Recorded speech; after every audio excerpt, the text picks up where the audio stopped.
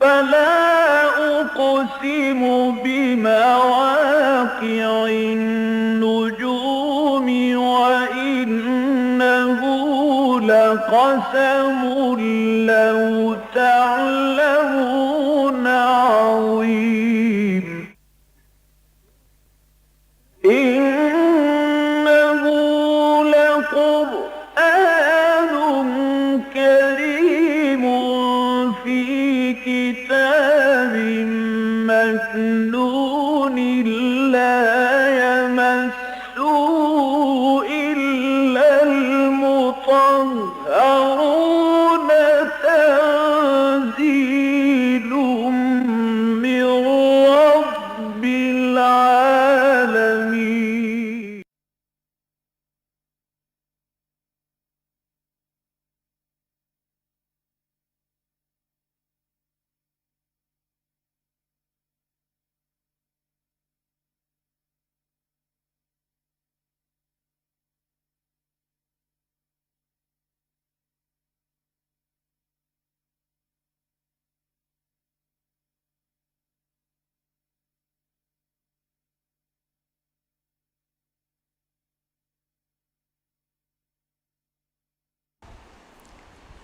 الحمد للہ وکفا والصلاۃ والسلام علی عبادہ الذین اصطفیٰ خصوصاً علی افضلہم وخاتم النبیین محمد الامین وعلی آلہ وصحبہ اجمعین. اما بعد فقد قال اللہ تبارک وتعالی کما ورد فی سورۃ البقرہ اعوذ باللہ من الشیطان الرجیم بسم اللہ الرحمن الرحیم ليس البر أن تولوا وجوهكم قبل المشرق والمغرب ولكن البر من آمن بالله واليوم الآخر والملائكة والكتاب والنبيين وآتى المال على حبه ذوي القربى واليتامى والمساكين وابن السبيل والسائلين وفي الرقاب وأقام الصلاة وآتى الزكاة والموفون بعهدهم إذا عاهدوا والصابرين في البأساء والضراء وحين البأس أولئك الذين صدقوا وأولئك هم المتقون. صدق الله العظيم. اللهم ربنا اجعلنا منهم آمين يا رب العالمين. رب اشرح لي صدري ويسر لي امري واحلل عقدة من لساني يفقهوا قولي. اللهم ربنا الهمنا رشدنا واعذنا من شرور انفسنا. اللهم ارنا الحق حقا وارزقنا اتباعه وارنا الباطل باطلا وارزقنا اجتنابه. اللهم وفقنا لما تحب وترضى. آمین یا رب العالمین. جو حضرات گزشتہ اتوار کو درس میں شامل نہیں تھے ان کی اطلاع کے لیے عرض ہے کہ اب ہم نے سورہ شورى کے درس کی تکمیل کے بعد اس مقام سے سلسلے وار درس کا آغاز کیا ہے جہاں 5 سال قبل درس میرا ختم ہوا تھا. ہم نے اثر نو جب قرآن مجید کا درس شروع کیا تھا اس کا ہم ریکارڈ بھی کر رہے ہیں، ویڈیو میں بھی آڈیو میں بھی. تو وہ 21 رکوع سورہ بقرہ کے ہم نے مکمل کیے تھے. اس کے بعد مختلف حوادث کی وجہ سے یہ درس جو ہے معطل رہا. اب دوبارہ شروع کیا ہے تو 22ویں رکوع سے ہم نے 20 رکوع مکمل کیے تھے تو 21ویں رکوع سے شروع کیا ہے. تو پچھلے اتوار کو ہم نے 21واں رکوع پڑھا تھا. 22ویں رکوع کی پہلی آیت ہے یہ آیت البر جو ابھی میں نے تلاوت کی ہے اور آپ نے سماعت فرمائی.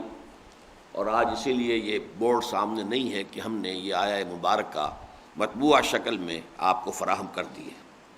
اس میں سب سے پہلی بات تو یہ نوٹ کیجئے کہ جس مطالعہ قرآن حکیم کے منتخب نصاب کا میں نے ذکر کیا کئی مرتبہ کہ جو ہماری اس دعوت قرآنی کا یوں سمجھیے کہ مبدا ہے، بنیاد ہے، اساس ہے. اس دعوت رجوع القرآن ہی کے کوک سے پھر تنظیم اسلامی کی ولادت ہوئی ہے. اسی نے پھر تحریک خلافت کی شکل اختیار کی ہے. تو جڑ، بنیاد، مبدا، منبع، سرچشمہ یہ در حقیقت اس کا مطالعہ قرآن حکیم کا منتخب نصاب ہے۔ اس نصاب کے جو 6 حصے ہیں ان میں سے پہلے حصے میں 4 جامع اسباق شامل ہیں۔ پہلا سبق اور اس کا نقطۂ آغاز سورۃ العصر ہے، جس میں انسان کی نجات کو 4 شرائط سے مشروط قرار دیا گیا۔ والعصر ان الانسان لفی خسر الا الذین آمنوا وعملوا الصالحات وتواصوا بالحق وتواصوا بالصبر۔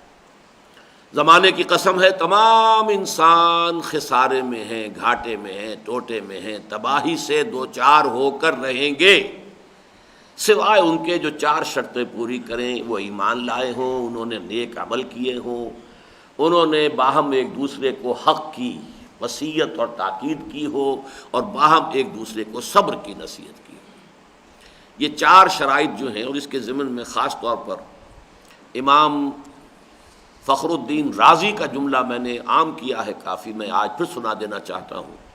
اعلم ان هذه الآیہ فیہا وعید شدید، جو تیسری آیت ہے اس سورہ مبارکہ کی، والعصر پہلی آیت، ان الانسان لفی خسر دوسری آیت، تیسری ہے یہ الا الذین آمنوا وعملوا الصالحات وتواصوا بالحق وتواصوا بالصبر۔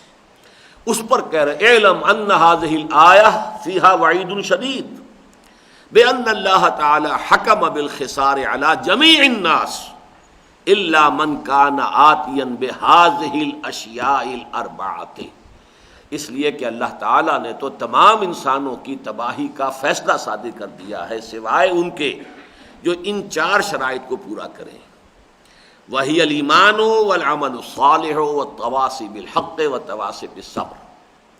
وَدَلَّ ذَلِكَ، یہ الفاظ نوٹ کیجئے، وَدَلَّ ذَلِكَ أَنَّ النَّجَاةَ مُعَلَّقَةٌ بِمَجْمُوعِ هَذِهِ الْأَشْيَاءِ، اس سے رہنمائی ملتی ہے اس بات کی طرف کہ نجات کا دار و مدار ان 4 چیزوں کے مجموعے پر ہے۔ بہرحال اس سورہ مبارکہ کے بارے میں آپ کے علم میں ہے، امام شافعی کے 2 قول ہمیں ملتے ہیں۔ لو تدبر الناس هذه السورۃ لوسعتهم، لوگ صرف اس صورت پر تدبر کریں تو یہ ان کی نجات کے لیے کافی ہو جائے گی، ان کی ہدایت کے لیے کافی ہو جائے گی۔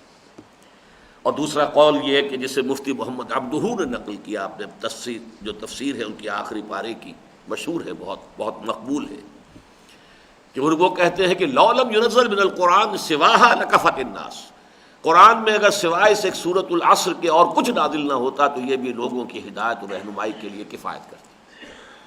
بہرحال یہ ہے اس کا نقطۂ آغاز۔ اس کے بعد جو جامع اسباق ہیں، 3 اور مقامات ایسے ہیں کہ جن میں کم و بیش یہ 4 چیزیں اسی جامعیت کے ساتھ بیان ہوئی ہیں۔ چنانچہ دوسرا درس یہ ہے آیت البر، یہ میں آپ سے عرض کر چکا ہوں کہ یہ جو سورہ بقرہ کا نصف آخر ہے، نصف ثانی ہے، آیت نمبر 153 سے شروع ہو کر آیت نمبر 286 تک، 134 آیات، اس میں 4 مضامین کی لڑیاں ہیں جن کا تانا بانا ہے۔ 2 لڑیاں ہیں احکام شریعت پر مشتمل۔ احکام شریعت کو آپ تقسیم کر سکتے ہیں، ایک ہے عبادات، ایک ہے معاملات، اور دوسری 2 لڑیاں ہیں جہاد فی سبیل اللہ سے متعلق، اس کو بھی 2 میں تقسیم کیجئے، قتال فی سبیل اللہ، انفاق فی سبیل اللہ۔ تو یہ 4 لڑیاں ہیں، بٹی ہوئی ہیں آپس میں، لہذا کٹا پھٹا نظر آتا ہے معاملہ، اس لیے کہ اگر ایک لڑی نیلی ہے، ایک لال ہے، ایک پیلی ہے، ایک ہری ہے، ان کو جب آپ بٹ دیں گے رسی کی شکل میں تو اب آپ ایک طرف سے دیکھیں گے تو لال نظر آئے گی، پھر پیلی، پھر نیلی، پھر ہری، پھر لال، پھر پیلی، پھر نیلی، پھر ہری، کٹواں نظر آئیں گی، وہ مسلسل نظر نہیں آئے گا کوئی رنگ۔ لیکن ہمیں معلوم ہے کہ لڑیاں کھول دیں تو لال لڑی بھی مسلسل ہے، اور نیلی بھی مسلسل ہے، اور پیلی بھی مسلسل ہے، اور ہری بھی مسلسل ہے۔ تو 4 لڑیوں پر مشتمل ہیں یہ 22 رکوع جو ہیں۔ لیکن میں نے عرض کیا تھا کہ ان کے تانے بانے میں نہایت بڑے بڑے حسین پھول جو ہیں وہ بن دیے گئے۔ ان میں سے سب سے پہلا حسین اور بڑا پھول جو ہے وہ آیت الآیات، ان فی خلق السماوات والارض واختلاف اللیل والنہار والفلک التی تجری فی البحر بما ینفع الناس وما انزل اللہ من السماء من ماء فاحیا به الارض بعد موتها وبث فیها من کل دابۃ وتصریف الریاح والسحاب المسخر بین السماء والارض لآیات لقوم یعقلون۔ اسے میں نے نام دیا ہے آیت الآیات۔ اتنی آفاقی آیات اللہ تعالیٰ نے ایک آیت میں جمع نہیں کی ہے قرآن مجید میں کسی دوسرے مقام پر، بلکہ آپ سورہ روم وغیرہ میں دیکھیں گے ان میں سے ایک ایک کے اوپر آپ کو ایک ایک آیت مل جائے گی، دو دو آیتیں مل جائیں گی۔ لیکن یہ کہ اس طرح جمع کر دینا جو ہے آیت الآیات، خزانہ جمع کر دینا۔ دوسری یہ آیت البر، اس آیت البر کا تقابل سورۃ العصر کے ساتھ کیجئے۔ دیکھیے سورہ عصر میں 4 عنوان آ گئے، ایمان کی کوئی شرح نہیں ہے، وعمل صالحہ، عمل صالح کوئی تفصیل نہیں ہے، تواصی بالحق کوئی تفصیل نہیں ہے، تواصی بالصبر کوئی تفصیل نہیں، 4 عنوانات ہیں۔ اس آیت میں آپ دیکھیں گے کہ ایمان کی جیسے کہ بند کلی ہوتی ہے، جیسے کہ یہ کلیاں ہوتی ہیں موتیے کی، چنبیلی کی کلی بند ہے تو آپ کو پتیاں نظر نہیں آتی، پتیاں ہوتی ہیں اندر، لیکن پتیاں تو نمایاں ہوں گی جب وہ کلی کھل کر پھول بنے گی۔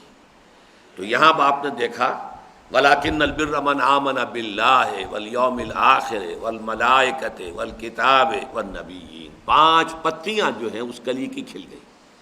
جو بند کلی ایمان کی تھی سورۃ العصر میں، وہ اب کھل کر پھول بنی ہے تو 5 پتیاں آ گئی۔ اعمال صالحہ، عمل صالح ایک لفظ تھا وہاں، الا الذین آمنوا وعملوا الصالحات۔ یہاں اب آپ دیکھیں گے کہ اس کے 3 موٹے موٹے تنے، جیسے کہ ایک تنا درخت ہو، تناور درخت ہو تو اس کے 3 بڑی شاخیں بن جائیں۔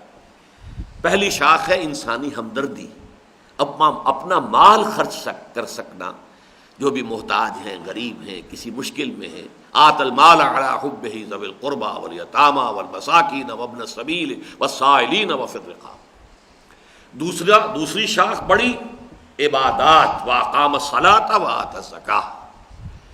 تیسری شاخ بڑی معاملات انسانی میں ایفاء عہد، جو یوں سمجھیے کہ اسٹریم لائننگ ہو جاتی ہے کہ اگر ایفاء عہد کا مادہ انسان میں پیدا ہو جائے تو سارے معاملات میں وہ کھڑا ہوگا۔ یہ بات تفصیل ہم بعد میں دیکھیں گے۔ جہاں تک تیسری بات کا تعلق ہے سورۃ العصر کی، وتواصوا بالحق، اس کا ذکر اس آیت میں نہیں ہے، اگرچہ امپلائڈ ہے لیکن صراحتاً نہیں ہے۔ اس کا پھر میں بعد میں وضاحت کروں گا کہ میرے اس قول کی دلیل کیا ہے کہ امپلائڈ موجود ہے۔ چوتھی چیز وتواصوا بالصبر، یہاں صبر کے بھی 3 اہم مقامات، محل صبر، کہاں صبر کرنا ہوتا ہے، والصابرین فی البأساء والضراء وحین البأس اولئک الذین صدقوا واولئک هم المتقون۔ تو یہ اس اعتبار سے یوں سمجھیے کہ موضوع ترین درس نمبر 2 ہے اس منتخب نصاب کا، جس کا درس نمبر 1 سورۃ العصر ہے۔ اور تقابل کے اعتبار سے یہ بات بھی نوٹ کیجئے کہ سورۃ العصر ایک سورت ہے، 3 آیتوں پر مشتمل ہے۔ یہ ایک آیت ہے لیکن حجم میں یہ کم سے کم 3 ساڑھے 3 گنا ہے اس سورۃ العصر سے۔ آپ اپنے مصحف میں جا کے دیکھ لیجئے گا، سطریں گن لیجئے گا تو 3 ساڑھے 3 گنا ہے یہ ایک آیت اس پوری سورت سے۔ اور اس کے حوالے سے یہ بات جو میں ہمیشہ تعارف قرآن میں تفصیل سے بیان کیا کرتا ہوں کہ یہ قرآن مجید میں آیات اور سورتوں کی تعیین جو ہے توقیفی ہے، یہ کسی حساب کتاب پر نہیں ہے، کسی گنتی پر نہیں ہے، نہ کسی نحوی بنیاد پر ہے، نہ کسی منطقی بنیاد پر ہے، کوئی بنیاد نہیں ہے سوائے اس کے کہ حضور نے یہ بتا دیا، موقوف ہے حضور کے بتانے پر۔ والعصر، ظاہر بات ہے کہ یہ تو ایک سمجھیے کہ اس کو ہم کہتے ہیں کہ یہ مرکب ناقص ہے۔ والعصر جار مجرور، اب والعصر کیا بھائی، کیا زمانے کی قسم ہے؟ اب اس سے آگے جب تک نہ بیان کریں کہ کس چیز پر قسم کھا رہے ہو تو اس کا مفہوم تو واضح نہیں ہوا، لیکن آیت ہے۔ یہاں تک کہ صرف حروف مقطعات آیت ہے، الف لام میم، کوئی مفہوم ہمیں معلوم نہیں، آیت ہو گئی۔ یہ ساری چیزیں توقیفی ہیں، آیات، پھر آیات کا جمع ہو کر سورتوں کی شکل میں ڈھلنا، پھر سورتوں کی ترتیب، یہ تمام چیزیں توقیفی ہیں، موقوف علیہ محمد الرسول اللہ صلی اللہ علیہ وسلم کے بتانے پر۔ اچھا اب آئیے پہلے اس آیہ مبارکہ کا ہم ایک ترجمہ کر لیں روا، اور اس کے حوالے سے پھر 2 اور تمہیدی مضامین ہوں گے اور پھر لفظ بلفظ ہم اس پر غور کریں گے۔ یہ ایک اچھی سیٹنگ کے ساتھ بھی یہاں پر، یہ کوئی میرا خیال ہے کم سے کم 25-30 سال پرانی یہ بات ہے جب میں نے اس کو اس طور سے مرتب کیا تھا، اس کا بلاک بنوایا تھا، تو یہ بہت ہم نے عام کیا ہے اس کو، اس لیے کہ اس مطالعہ قرآن حکیم کے منتخب نصاب کا درس تو میں نے بہت مرتبہ دیا ہے۔ یہ چیز ایسی ہے کہ آپ کے پاس اگر آپ کی ٹیبل ہے، اس پہ شیشہ رکھا، اس کے نیچے لگا لیجئے اس کو، یا اپنی جیب میں رکھیے، یاد کرتے رہیے، حرز جاں بنائیے یہاں تک کہ آپ کو یاد ہو جائے، اس لیے کہ واقعہ یہ ہے کہ حکمت قرآنی کا بہت بڑا خزانہ ہے یہ حکمت و فلسفہ دین کا، یوں سمجھیے کہ یہ حسین پھول، جیسے کہ میں نے کہا آیت الآیات، پھر یہ آیت البر، پھر آگے آئے گی آیت الکرسی، جس کو کہ حضور نے بھی فرمایا صلی اللہ علیہ وسلم کہ وہ تمام آیات قرآنیہ کی سردار ہے۔ لیس البر ان تولوا وجوہکم قبل المشرق والمغرب، کل نیکی یہی نہیں ہے کہ تم پھیر دو اپنے چہروں کو مشرق اور مغرب کی جانب، ولکن البر، بلکہ نیکی اس کی ہے، یہاں پر ایک لفظ جو ہے محذوف ہے، ولکن البر بر من آمن باللہ ہے، نیکی تو اس کی ہے جو ایمان لایا، من آمن باللہ والیوم الآخر والملائکۃ والکتاب والنبیین، جو ایمان لایا اللہ پر اور یوم آخر پر اور فرشتوں پر اور کتابوں پر اور انبیاء پر، وآت المال علی حبہ، اور اس نے دیا مال اس مال کے محبوب ہونے کے باوجود، کس کو دیا؟ ذوی القربیٰ، قرابت داروں کو، والیتامى، یتیموں کو، والمساکین، محتاجوں کو، وابن السبیل، اور مسافر کو، والسائلین، اور مانگنے والوں کو، وفی الرقاب، اور گردنوں کو آزاد کرانے میں، وآت المال علی حبہ ذوی القربیٰ والیتامى والمساکین وابن السبیل والسائلین وفی الرقاب، واقام الصلاۃ وآت الزکاۃ، اور قائم کی اس نے نماز اور ادا کی زکوٰۃ، والموفون بعہدہم اذا عاہدوا، ابھی تک جو آ رہا تھا معاملہ واحد کے صیغے میں، اب آ رہا ہے جمع، موفون، اس لیے کہ آہدو معاہدہ ہوگا تو ظاہر بات ہے کہ وہ دو افراد کے درمیان ہوگا، دو گروہوں کے درمیان ہوگا، معاہدے کی بات تو اس کے درمیان، لہذا یہاں جمع ہو گیا، والموفون بعہدہم اذا عاہدوا، اور پورا کرنے والے اپنے عہد کے جبکہ وہ باہم کوئی معاہدہ کر لیں، والصابرین فی البأساء، اب یہاں پر یہ بجائے مرفوع کے یہ منصوب آ گیا، یا یہ کہ منصوب بھی ہو سکتا ہے، مجبور بھی ہو سکتا ہے، اس کا ایک خاص سبب ہے وہ میں بعد میں بیان کروں گا جب کہ تفصیل سے گفتگو ہوگی، اس وقت اس کا مفہوم بیان کروں، اور خاص طور پر صبر کرنے والے فقر و فاقہ میں، مصائب و تکالیف میں، اور جنگ کے وقت، فی البأساء والضراء وحین البأس، اولئک الذین صدقوا، یہی ہیں وہ لوگ کہ جو سچے ہیں، واولئک هم المتقون، اور یہی ہیں وہ لوگ کہ جو متقی ہیں، اللہم ربنا اجعلنا منہم، اللہم ربنا اجعلنا منہم۔ اب اس بحثیت مجموعی آیت کا جو مضمون سامنے آ گیا، اس کے حوالے سے دو مزید تمہیدی باتیں اور سمجھ لیں۔ سب سے پہلے یہ کہ فوری طور پر بات سامنے آ رہی ہے کہ اس میں نیکی کے ایک خاص تصور کی نفی سے بات شروع کی گئی، اور پھر ایک نیکی کا جامع تصور پیش کیا گیا، یہ اس کا موضوع ہے، اس آیت کا موضوع یہ ہے، نیکی یہ نہیں ہے بلکہ یہ ہے، اور اس میں ہم نے دیکھا کہ ایک خاص تصور جو ہے اس کی نفی سے بات شروع کر کے، جیسا کہ میں نے کئی مرتبہ کہا، یہ عام اسلوب ہے قرآن کا، نفی اس بات، پہلے نفی پھر اس بات، لا الہ الا اللہ، کوئی نہیں ہے معبود سوائے اللہ کے، جیسے کہ ہم اس سے پہلے پڑھ چکے ہیں، یہ مختلف مواقع پر اس کا حوالہ آیا ہے، وَمَن يَكْفُرْ بِالطَّاغُوتِ وَيُؤْمِن بِاللَّهِ، جو کفر کرے طاغوت کا اور ایمان لائے اللہ پر، کفر بالطاغوت پہلے ضروری ہے، پھر ایمان باللہ جو ہے وہ معتبر ہے، تو اسی اعتبار سے یہ نیکی نہیں ہے، یہ نیکی کل نہیں ہے، کل یہی نیکی نہیں ہے بلکہ نیکی یہ ہے۔ اب اس موضوع کی اہمیت کو میں چاہتا ہوں کہ ذرا آپ حضرات اچھی طرح ذہن نشین کر لیں۔ دیکھیے میرا یہ دعویٰ ہے، اور شاید آپ بھی غور کریں گے تو میرے ساتھ اپنے آپ کو متفق پائیں گے، کہ ایک انسان کی مادی زندگی ہے، حیوانی زندگی ہے، اس کے لیے پانی ضروری ہے، ہوا ضروری ہے، غذا ضروری ہے۔ ہوا بند ہو جائے تو بہت جلد مر جائے گا، پانی بن جائے تو کچھ اور عرصہ چل جائے گا لیکن مرے گا، کھانا جو ہے شاید کئی دن، ہفتہ ڈیڑھ ہفتہ بھی جھیل جائے، مرے گا۔ ایک انسان کی معنوی زندگی ہے، تو جتنی اس ظاہری اور مادی زندگی کے لیے ہوا، پانی اور غذا ضروری ہے، اتنی ہی ہر انسان کی معنوی زندگی کے لیے ضروری ہے کہ وہ نیکی کے کسی نہ کسی تصور کو اختیار کرے اور اپنے ضمیر کو مطمئن کرے، چاہے میں کتنا ہی برا ہوں، بہت گندا ہوں، یہ پیشہ میرا غلط ہے، یہ کام، لیکن دیکھو میں یہ کام کر رہا ہوں، میں یہ کام کر رہا ہوں، میں یہ کام کر رہا ہوں، میں یہ کام کر رہا ہوں۔ اگر یہ نہ ہو، وہ مجھے ایک شعر یاد آ رہا ہے کہ اگر یہ فریب ہستی اگر نہ ہو تو دم نکل جائے آدمی کا۔ اسی طریقے سے واقعہ یہ کہ اگر یہ فریب انسان اپنے آپ کو نہ دے سکے تو اس کی اندرونی شخصیت جو ہے باتیں ٹوٹ پھوٹ کا شکار ہو جائے گی، شکست و ریخت کا شکار ہو جائے گی۔ اسے اپنے آپ کو ضرور مطمئن کرنا ہے کہ میں بہرحال کسی نہ کسی نیکی کے تصور پر عمل پیرا ہوں۔ اسے اپنی ضمیر کو کوئی غذا دینی ہے، اپنی جو باطنی شخصیت ہے کسی نہ کسی طور سے اسے مطمئن کرنا ہے۔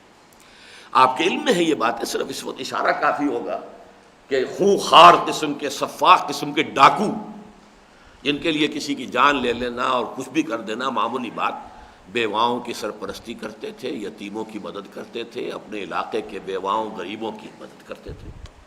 تھا ان کے لیے بھی ایک سہارا کہ ہم آخر کرتے ہیں، ٹھیک ہے یہ تو ہمارا پیشہ ہے، ڈاکہ دھری تو پیشہ ہے، پیشے میں عیب نہیں رکھیے نہ فرحات کو نام، لیکن یہ کہ بہرحال ہم نے دیکھی کہ کچھ نہ کچھ کھاتا تو کھولا ہوا ہے نا۔ اسی طرح یہ ریڈ لائٹ ایریا جسے آپ کہتے ہیں، آبرو باختہ عورتیں وہاں بیٹھی ہیں، اپنا جسم بیچ رہی ہیں، لیکن آپ نے دیکھا ہوگا کہ عرسوں کے موقع پر بڑی ایکٹیو ہوتی ہیں، وہ وہاں پر جا کر دھمال کھیلتی ہیں، کپڑے بھی پہنے ہوتے ہیں کالے انہوں نے، آج کل جو جلوسوں کے آگے آگے چلیں گی اور اس کے سبیلیں لگائیں گی، اور بہت سی تو آپ نے سنا ہوگا، ہمارے ہاں تو منگمری میں مسجد تھی، مسجد مائی والی، وہ بھی وہاں کی ایک طوائف نے بنائی تھی، بہت بڑی مسجد، عالیشان مسجد۔ تو یہ چیزیں ہوتی۔ اسی طریقے سے یہ جیبیں کاٹنے والے، اب ان کا گروہ ہوتا ہے، گرو ہوتا ہے، وہاں پتہ ہے کیا، بے ایمان اس کو کہتے ہیں کہ جو اپنی ساری دن بھر کی کمائی لا کر گرو کے سامنے نہ رکھ دے، وہ بے ایمان ہے۔ باقی جیب کاٹنا تو کوئی بے ایمانی ہے ہی نہیں، یہ تو پیشہ ہے۔ وہ تو چونکہ ان کے یہاں طے یہ ہوتا ہے کہ جتنے بھی جیب کترے ہیں انہوں نے جو بھی کچھ دن بھر کمایا ہے لا کر وہ گرو کے سامنے پھر وہ تقسیم کرے گا، اس میں سے ایک پیسہ بھی کسی نے اگر رکھ لیا تو وہ بے ایمان ہے۔ تو یہ میں نے آپ کو مثالیں دی ہیں کہ بدترین لوگ جو ہوتے ہیں معاشرے کے، اب آپ کو معلوم ہے بستہ الف بستہ بے کے لوگ، یہ جن کو ہم گنڈے کہتے ہیں، بعض اعتبارات سے یہ ہم شریف زادوں اور سفید پوشوں سے کہیں بہتر ہوتے ہیں۔ زبان دے دی ہے جی، اب میں پیچھے نہیں ہٹ سکتا۔ ہمارے ہاں لوگ جو ہوں گے سفید پوش، وہ جو ہے وہ اپنی زبان ادھر سے ادھر کرنے میں کوئی قباحت محسوس نہیں کریں گے۔ وہ بڑا حاجی اور بڑا جو ہے وہ ہر سال عمرے کرنے والا جو ہے وہ سودے کے اندر اوپر نیچے کر جائے گا، اس لیے کہ بھئی اب سودا تو کیا تھا لیکن اب ریٹ بڑھ گیا، بس مکر گیا سودے سے، لیکن زبان دے دی۔ اسی طریقے سے گلی میں کسی پر تشدد ہو رہا ہو، ہم شاید دامن بچا کے نکل جائیں، ہم کہاں پھنسے اس میں، کوئی مسئلہ ہو گیا تو عدالتوں کا چکر ہو، وہ گنڈا آ جائے گا بچانے کے لیے، اس لیے کہ اس کا اپنا جو اور پیشہ ہے وہ ہے، لیکن بعض انسانی اوصاف جو ہیں اس کے اندر عام دوسرے شرفاء کی نسبت زیادہ ہوتے ہیں۔ تو ہر ایک کا اپنا ایک ہے ضابطہ اخلاق۔ اب اس میں خاص طور پر دو گروپوں کا ذکر کروں گا، یہ تو میں نے کچھ انڈیویجول سمجھیے مختلف جو ہیں۔ ہمارے معاشرے میں بھی آپ دیکھیں گے کہ ایک طرف نیکی ہوتی ہے مذہبی طبقے کی، جو مذہبی طبقات کہلاتے ہیں، ان کی نیکی کیا ہے؟ نماز، روزہ، داڑھی، لباس، وضاقتہ، مسجد کی خدمت، مولویوں کو پالنا، مولویوں کی خدمت کرنا، نذرانے دینا، باقی بے ایمانی کرو، جھوٹ بولو، دھوکہ دو، سودی کاروبار کرو، کوئی حرج نہیں، وعدہ کر کے پھر جاؤ، کوئی حرج نہیں، یہ تو دھندا ہے۔ گویا کہ نیکی کا یہ تصور ان کے ہاں ہے۔ اب وہ محدود ہو گیا ہے کچھ ریچولز کے ساتھ، کچھ بظاہر کے ساتھ، کچھ ظواہر کے ساتھ، اس پوری انسانی شخصیت، پورے انسانی کردار سے اس کا کوئی تعلق نہیں۔ اس کے بالکل برعکس ملے گا آپ کو جدید تعلیم یافتہ طبقے کے اندر نیکی کا تصور۔ اجی اصل نیکی تو یہ ہے کہ آدمی جھوٹ نہ بولے، اصل نیکی تو یہ ہے، وکیل یہ کہے گا کہ آدمی مقدمہ لے تو اپنی جان مار دے، اس میں پوری قوت صرف کرے، پوری جو ہے محنت کے ساتھ مقدمے کی پیروی کرے۔ اصل نیکی تو یہ ہے، وعدہ کریں تو وعدے کو پورا کرے۔ باقی رہ گئی نماز، روزہ، یہ ذاتی چیزیں ہیں، کوئی کر لے تو کر لے، نہ کرے تو نہیں صحیح۔ یہ اس کے بالکل برعکس، یعنی وائسی ورثہ جسے ہم کہیں، یہ گویا کہ ایک دوسرے کے بالکل متضاد ہمارے دو سوسائٹی کے اہم ترین طبقات کے ہاں تصور نیکی میں یہ زمین و آسمان کا فرق ہے کہ ایک دوسرے کے بالکل برعکس ہے۔ یہ ہے اس موضوع کی اہمیت کہ اس جھکاڑ کے اندر ہمیں سمجھنا ہے، جھاڑ جھکاڑ کو صاف کر کے ہٹا کر ادھر ادھر سے جھاڑیاں، کہ اصل نیکی ہے کیا، اس کا اصل کانسیپٹ کیا ہے، اس کی روح کیا ہے، اس کے مظاہر کیا ہیں۔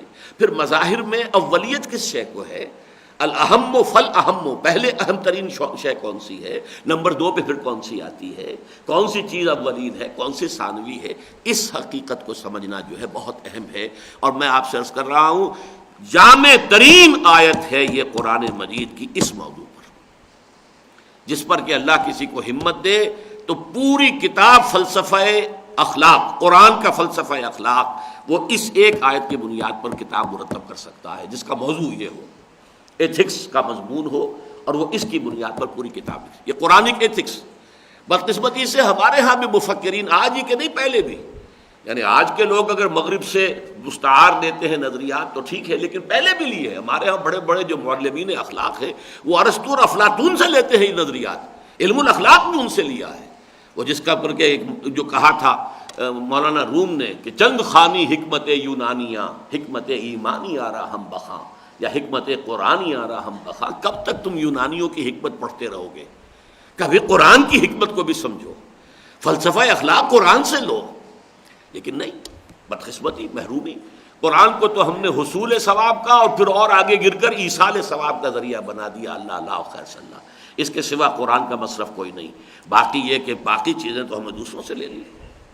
اچھا، دوسری تمہیدی بات اس میں یہ ہے کہ قرآن میں یہ بحث آئی کیوں ہے، اس کو سمجھ لیجیے، کانٹیکسٹ ہے، سیاق و سباق ہے۔ اس کے پس منظر میں وہ تحویل قبلہ ہے، میں نے پچھلے اتوار کو بھی عرض کیا تھا، یہ تحویل قبلہ کا معاملہ، کیونکہ پچھلی مرتبہ کا جو ہمارا 21واں رکوع تھا سورہ بقرہ کا، اس میں کھانے پینے کی چیزوں میں کچھ حساسیت ہو جاتی ہے۔ اب صدیوں سے چلا آ رہا تھا ان کے ہاں کہ فلاں اونٹ جو ہے فلاں بت پر چھوڑ دیا گیا ہو تو اب اس کا گوشت نہیں کھایا جا سکتا، یا فلاں اونٹ جو ہے اتنی اونٹنیوں کے ساتھ اگر جفتی کر چکا ہے تو اب وہ چھوڑ دیا گیا، اب نہ اس سے کوئی کام لیا جائے گا، نہ اس کے اوپر سواری کی جائے گی، نہ اس کے اوپر اس کا گوشت کھایا جائے گا۔ یہ چیزیں صدیوں سے چلتے چلتے چلتے اتنی امپرنٹ ہو جاتی ہیں انسان کے احساسات میں کہ ایمان لانے کے بعد بھی لوگوں کو یہ چیزیں ہانٹ کرتی تھی۔ اچھا بھائی کو کھانا فرض تو نہیں ہے، نہیں کھاتا میں اس کا گوشت، لیکن بنیادی بات کیا ہوتی تھی پیچھے کہ یہ جو حرمت کے تصورات ابھی ایام جاہلیت کے تھے یہ ابھی کھرچ کر صاف نہیں ہوئے، اسی لیے اس قدر شد و مت کے ساتھ وہ پورا رکوع اسی موضوع پر ہے۔ اسی طرح آپ کو معلوم ہے تحویل قبلہ کا معاملہ، اب 16-17 مہینے مدینے میں تشریف لانے کے بعد حضور نے نماز پڑھی ہے بیت المقدس کی طرف رخ کر کے، شمال کی طرف، اب حکم دے دیا گیا جنوب کی طرف، بالکل سمجھیے 180 درجے کا ٹرن ہو گیا، بالکل اباؤٹ ٹرن، شمال سے جنوب کی طرف۔ اب یہ کہ ایک کشمکش، ایک جو ہے تشویش پیدا ہوئی کہ اگر اصل قبلہ یہی تھا تو پھر یہ ہم نے 16 مہینے جو نمازیں پڑھی ہو تو غلط قبلے کی طرف تھی، تو ہم نمازوں کا کیا ہوگا؟ اور نماز ہی تو اصل ایمان ہے، اصل دین جو ہے وہ ایمان ہے، تمام ارکان اسلام میں سے رکن رکین جو ہے وہ نماز ہے، تو پھر اب یہ تشویش یہ اس قدر گہری تھی کہ آپ نے دیکھا کہ 17واں اور 18واں رکوع سورہ بقرہ کے 2 مکمل رکوع اسی موضوع پر ہیں، تحویل قبلہ، بار بار فولوا وجوہکم شطرا، فولوا وجوہکم شطرا، بار بار۔ کیوں؟ اس لیے کہ یہ آسانی سے کھرچی جانے والی بات نہیں تھی۔ یہی نہیں بلکہ ان سے 2 رکوع پہلے 14ویں رکوع میں ایک آیت آ گئی تھی، للہ المشرق والمغرب فینما تولوا فثم وجہ اللہ، بس اتنا کہہ کے بات ختم کر دی۔ مشرق اور مغرب سب اللہ کے ہیں، تم جدھر بھی رخ کرو اللہ ہی کا رخ ہے، یعنی اس تصور کی نفی پہلے کر دی گئی 2 رکوع پہلے، کہ یہ نہ سمجھنا کہ قبلے کا مطلب یہ ہوتا ہے کہ اللہ اس سمت میں محدود ہے، بس ادھر رخ کرو گے تو اللہ کا رخ ہے، اور اگر ادھر رخ نہیں کیا تو پھر تو پتہ نہیں اللہ کی طرف تو رخ ہوا ہی نا۔ بھائی یہ مشرق مغرب شمال جنوب یہ سب اللہ ہی کے ہیں، للہ المشرق والمغرب فینما تولوا فثم وجہ اللہ، جدھر بھی رخ کرو اللہ کا رخ ہے۔ یہ تو ایک انتظامی بات ہے کہ تمام مسلمان ایک طرف رخ کر کے نماز پڑھ رہے ہوں، یہ نہ ہو کہ کسی کا رخ ادھر ہے، کسی کا ادھر ہے، کوئی ادھر ہے، کوئی ادھر ہے، کسی کی پیٹھ ہے، کسی کا رخ ہے، نہیں نہیں، یہ نہ، اس کے لیے اللہ نے جس چیز کو چاہا مقرر کر دیا، اللہ نے مقرر کر دیا، اس کے رسول نے بتا دیا، اللہ اللہ خیر صلی اللہ، اللہ کا حکم ماننا، اللہ کے رسول کی بات ماننا، یہ اصل دین ہے، لہذا ادھر بھی ٹھیک ادھر بھی ٹھیک۔ تو میں آپ کو بتا رہا ہوں کہ 2 رکوع 17واں 18واں یعنی دوسرے پارے کے پہلے 2 رکوع مکمل اس موضوع پر، لیکن 2 رکوع پہلے پھر موجود وہی مضمون، للہ المسجد المشرق والمغرب فإنما تولوا فثم وجہ اللہ، اور اب 2 رکوعوں بعد 19-20 رکوع جو ہے، اور اس کے بعد جو ہے 3 رکوعوں کے بعد یوں سمجھیے پھر یہ مضمون آ گیا، لیس البر ان تولوا وجوہکم قبل المشرق والمغرب۔ دیکھو مسلمانوں، نیکی کل یہی نہیں ہے کہ تم اپنے چہرے مشرق اور مغرب کی طرف کر دو، یعنی یہ کہ سخن شناس نئی دل برا خطا این جاست، تم نے حقیقت سمجھی نہیں ہے، تم نے ان چیزوں کے مظاہر کو اہمیت دے دی ہے، ظواہر کو اہمیت دے دی ہے۔ خوگرے پے کرے محسوس تھی انسان کی نظر، مانتا پھر کوئی ان دیکھے خدا کو کیوں کر۔ تو یہ چیزیں در حقیقت یہ ہے تمہارا اصل مرض، ورنہ یہ کہ نیکی اس میں دائر اور منحصر نہیں ہے کہ مشرق کی طرف چہرہ ہے یا مغرب کی طرف چہرہ ہے۔ لیس البر ان تولوا وجوہکم قبل المشرق والمغرب، گویا کہ اگر کہیں کچھ جسے کہتے ہیں نا موپنگ اپ آپریشن، کسی جگہ ایک فوج نے پوری فتح حاصل کر لی ہے اور ملک سرنڈر کر چکا ہے، پھر بھی ہو سکتا کہیں کہیں کوئی سرپھرے لوگ بیٹھے ہوئے ہیں، انہوں نے ہتھیار نہ ڈالے ہوں، تو پھر موپنگ اپ آپریشن ہوتا ہے، صفائی کرنا ادھر ادھر جہاں کہیں بھی کوئی پاکٹس آف ریزسٹنس باقی رہ جائیں تو ان کو ختم کرنا، اسے کہتے ہیں ملٹری کی اصطلاح میں موپنگ اپ آپریشن۔ تو یہ در حقیقت اس تصور کی موپنگ اپ ہو رہی ہے کہ اس ذہن سے اپنے تصور سے اپنے احساس سے اس چیز کو نکال دو، اس کی اہمیت اتنی نہیں ہے جتنی تم نے سمجھی ہے۔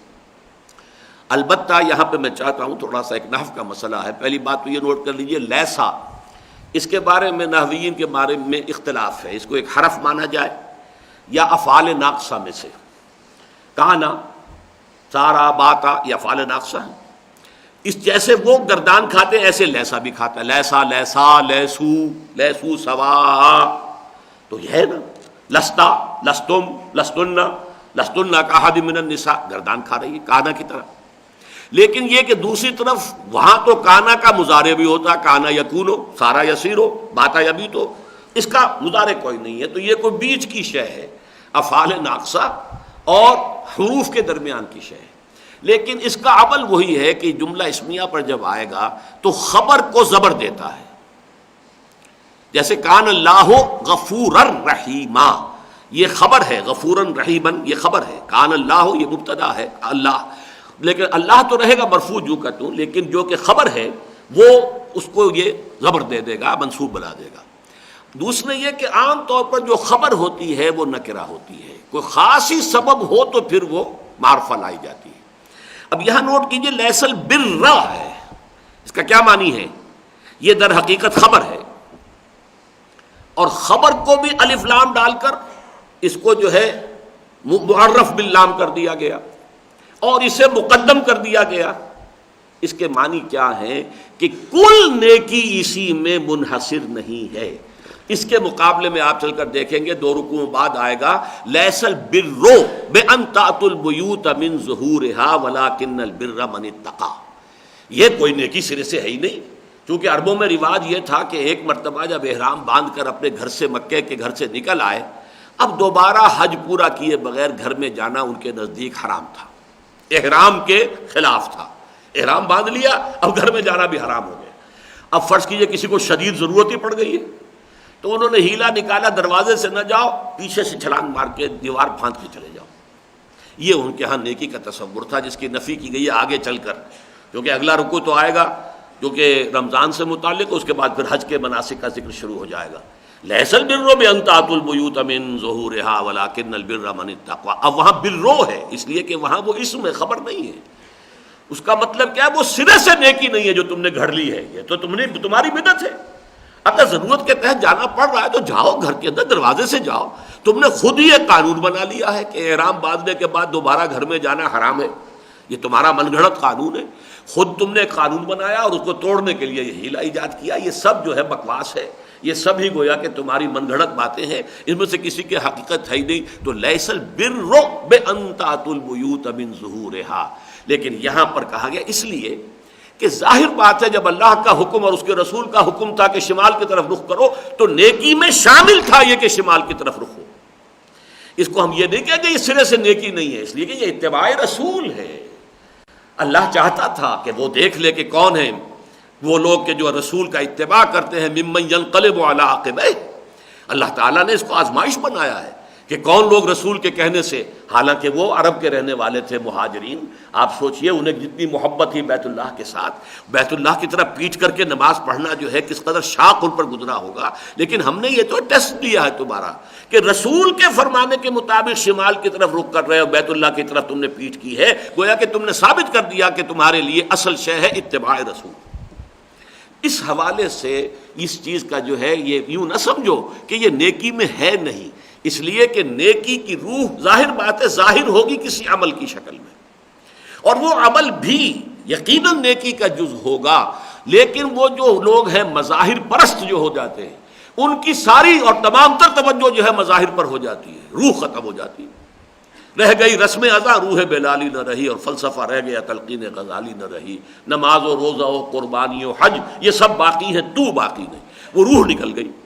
یہ ہے عام مذہبی طبقے کا تصور کہ وہ مظاہر کو مضبوطی سے تھامتے ہیں، جیسے دانتوں سے پکڑ لیں، عضو علیہ بالنواجذ، اپنی کچلیوں کے ساتھ ان کو پکڑ لو مضبوطی سے، باقی روح کی طرف سے نگاہ جو ہے ان کی وہ بالکل ہٹ جاتی. اس لیے یہاں یہ نہیں کہا یہ سرے سے نیکی نہیں، نیکی تو ہے. یہ اگر تمہیں شمال کی طرف حکم ہو شمال کی طرف رخ کرنا نیکی ہوگا، جنوب کی طرف حکم ہے جنوب کی طرف رخ کرنا نیکی ہوگا، نیکی سے خارج نہیں ہے. لیکن نیکی اس میں دائر نہیں ہے، منحصر نہیں ہے، اصل نیکی یہ نہیں ہے، کل نیکی یہ نہیں ہے.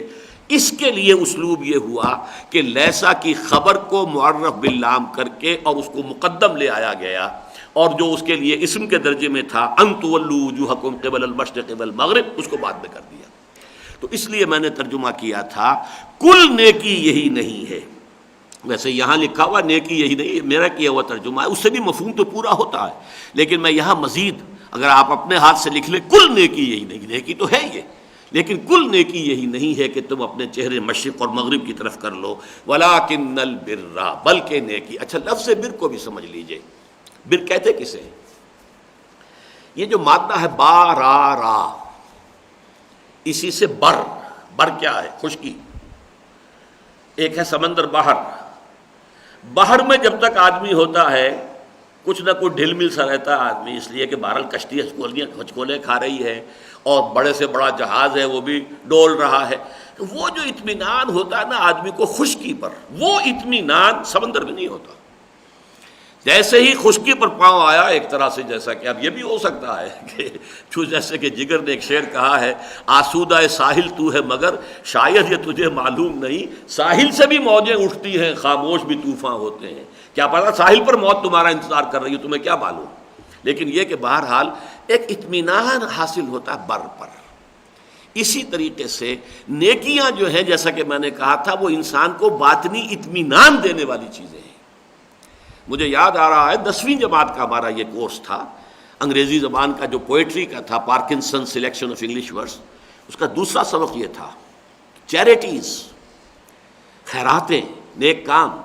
Charities that soothe and heal and bless are scattered over the feet of man like flowers. No mystery is here, no special boon. The smoke ascends for high and not for the low. The smoke ascends as high from the heart of a humble cottage as from that of a haughty palace. نیکیاں، بھلائیاں، خیرات، خدمت خلق، کسی دکھے دل کے اوپر کوئی مرہم رکھ دینا، کسی تکلیف زدہ شخص کے ساتھ کچھ ہمدردی کے بول کہہ دینا، یہ چیریٹیز ہیں. لیکن 3 الفاظ کس قدر خوبصورت ہیں. Charities that soothe and heal and bless. Soothing effect ہوتا ہے، جو شخص تکلیف میں ہے اس کے لیے یہ سودنگ ایفیکٹ ہے. ہیلنگ جیسے کہ زخم کے اوپر مرہم رکھ دیا گیا ہے، بلیسنگ ہوتی ہے. لیکن یہ کہا ہے شاعر نے کہ یہ نیک اعمال، خوبیاں، نیکیاں، یہ تو اللہ نے تمام انسانوں کے قدموں میں بکھیر دی ہیں، جو چاہے اٹھائے. are scattered over the feet of man like flowers. No mystery is here, no special boon. ایسا نہیں ہے کہ یہ کوئی خاص راز والی بات ہو اور کوئی کسی کو خاص طبقے ہی کو اللہ نے اس سے نوازا ہو. For the high and not for the low, کہ اونچے لوگوں کے لیے تو نیکی کا درجہ ہے اور نیکی کے کام ہے اور خیرات ہے، اور غریبوں کے لیے نہیں. غریب کیا، ایک روٹی لے کر بیٹھا ہوا تھا، اگر سائل آ گیا اس نے آدھی اس کو دے دی تو چاہے آدھی سلطنت بھی کوئی بادشاہ دے دے کسی وقت کسی کو تو اس کے برابر نہیں ہوگا کہ جس نے ایک روٹی میں سے آدھی روٹی دے دی ہے کسی کو. تو یہ تو لوگوں کے قدموں پہ یہ پھول کھلے ہوئے ہیں اور بکھرے ہوئے، جو چاہو بھر لو. پھول کھلے ہیں گلشن گلشن، لیکن اپنا اپنا دامن. Charities that soothe and heal and bless are scattered over the feet of man like flowers. No mystery is here, no special moon for the high and not for the low. اور کیسی عمدہ تشبیہ ہے دیکھو. The smoke ascends as high from the heart of a humble cottage as from that of a haughty palace. ایک بڑا محل ہے شاندار، اس کی چمنیوں سے بھی دھواں نکل رہا ہے. ایک غریب کی کٹیا ہے، اس میں بھی کوئی چولہا ہے، آگ جل رہا ہے، اس میں سے دھواں تو دونوں کا جو ہے برابر اوپر اٹھے گا، اس کا بھی اٹھے گا، اس کا بھی اٹھے گا. تو نیکی جو ہے اور بھلائی اور خیرات، اس پوری نظم کو اس لفظ بر جو ہے اس کے اندر آپ اپنے ذہن کے اندر اس کی تشریح کے حوالے سے اس کو ٹانک لیجئے. یہ ہے بر. لیس البر ان تولوا وجوہکم قبل المشرق والمغرب ولکن البر. اور میں نے عرض کر دیا تھا پہلے، یہاں برو، نیکی تو اس کی ہے، نیکی تو ہے اس کی نیکی جو یہ کام کرے. اب اس میں آپ دیکھیے کہ سب سے پہلے ذکر ہو رہا ہے ایمان کا. ایک سوالیہ نشان ہوتا ہے کہ ہمارے نزدیک تو نیکی کا تعلق اعمال سے ہے.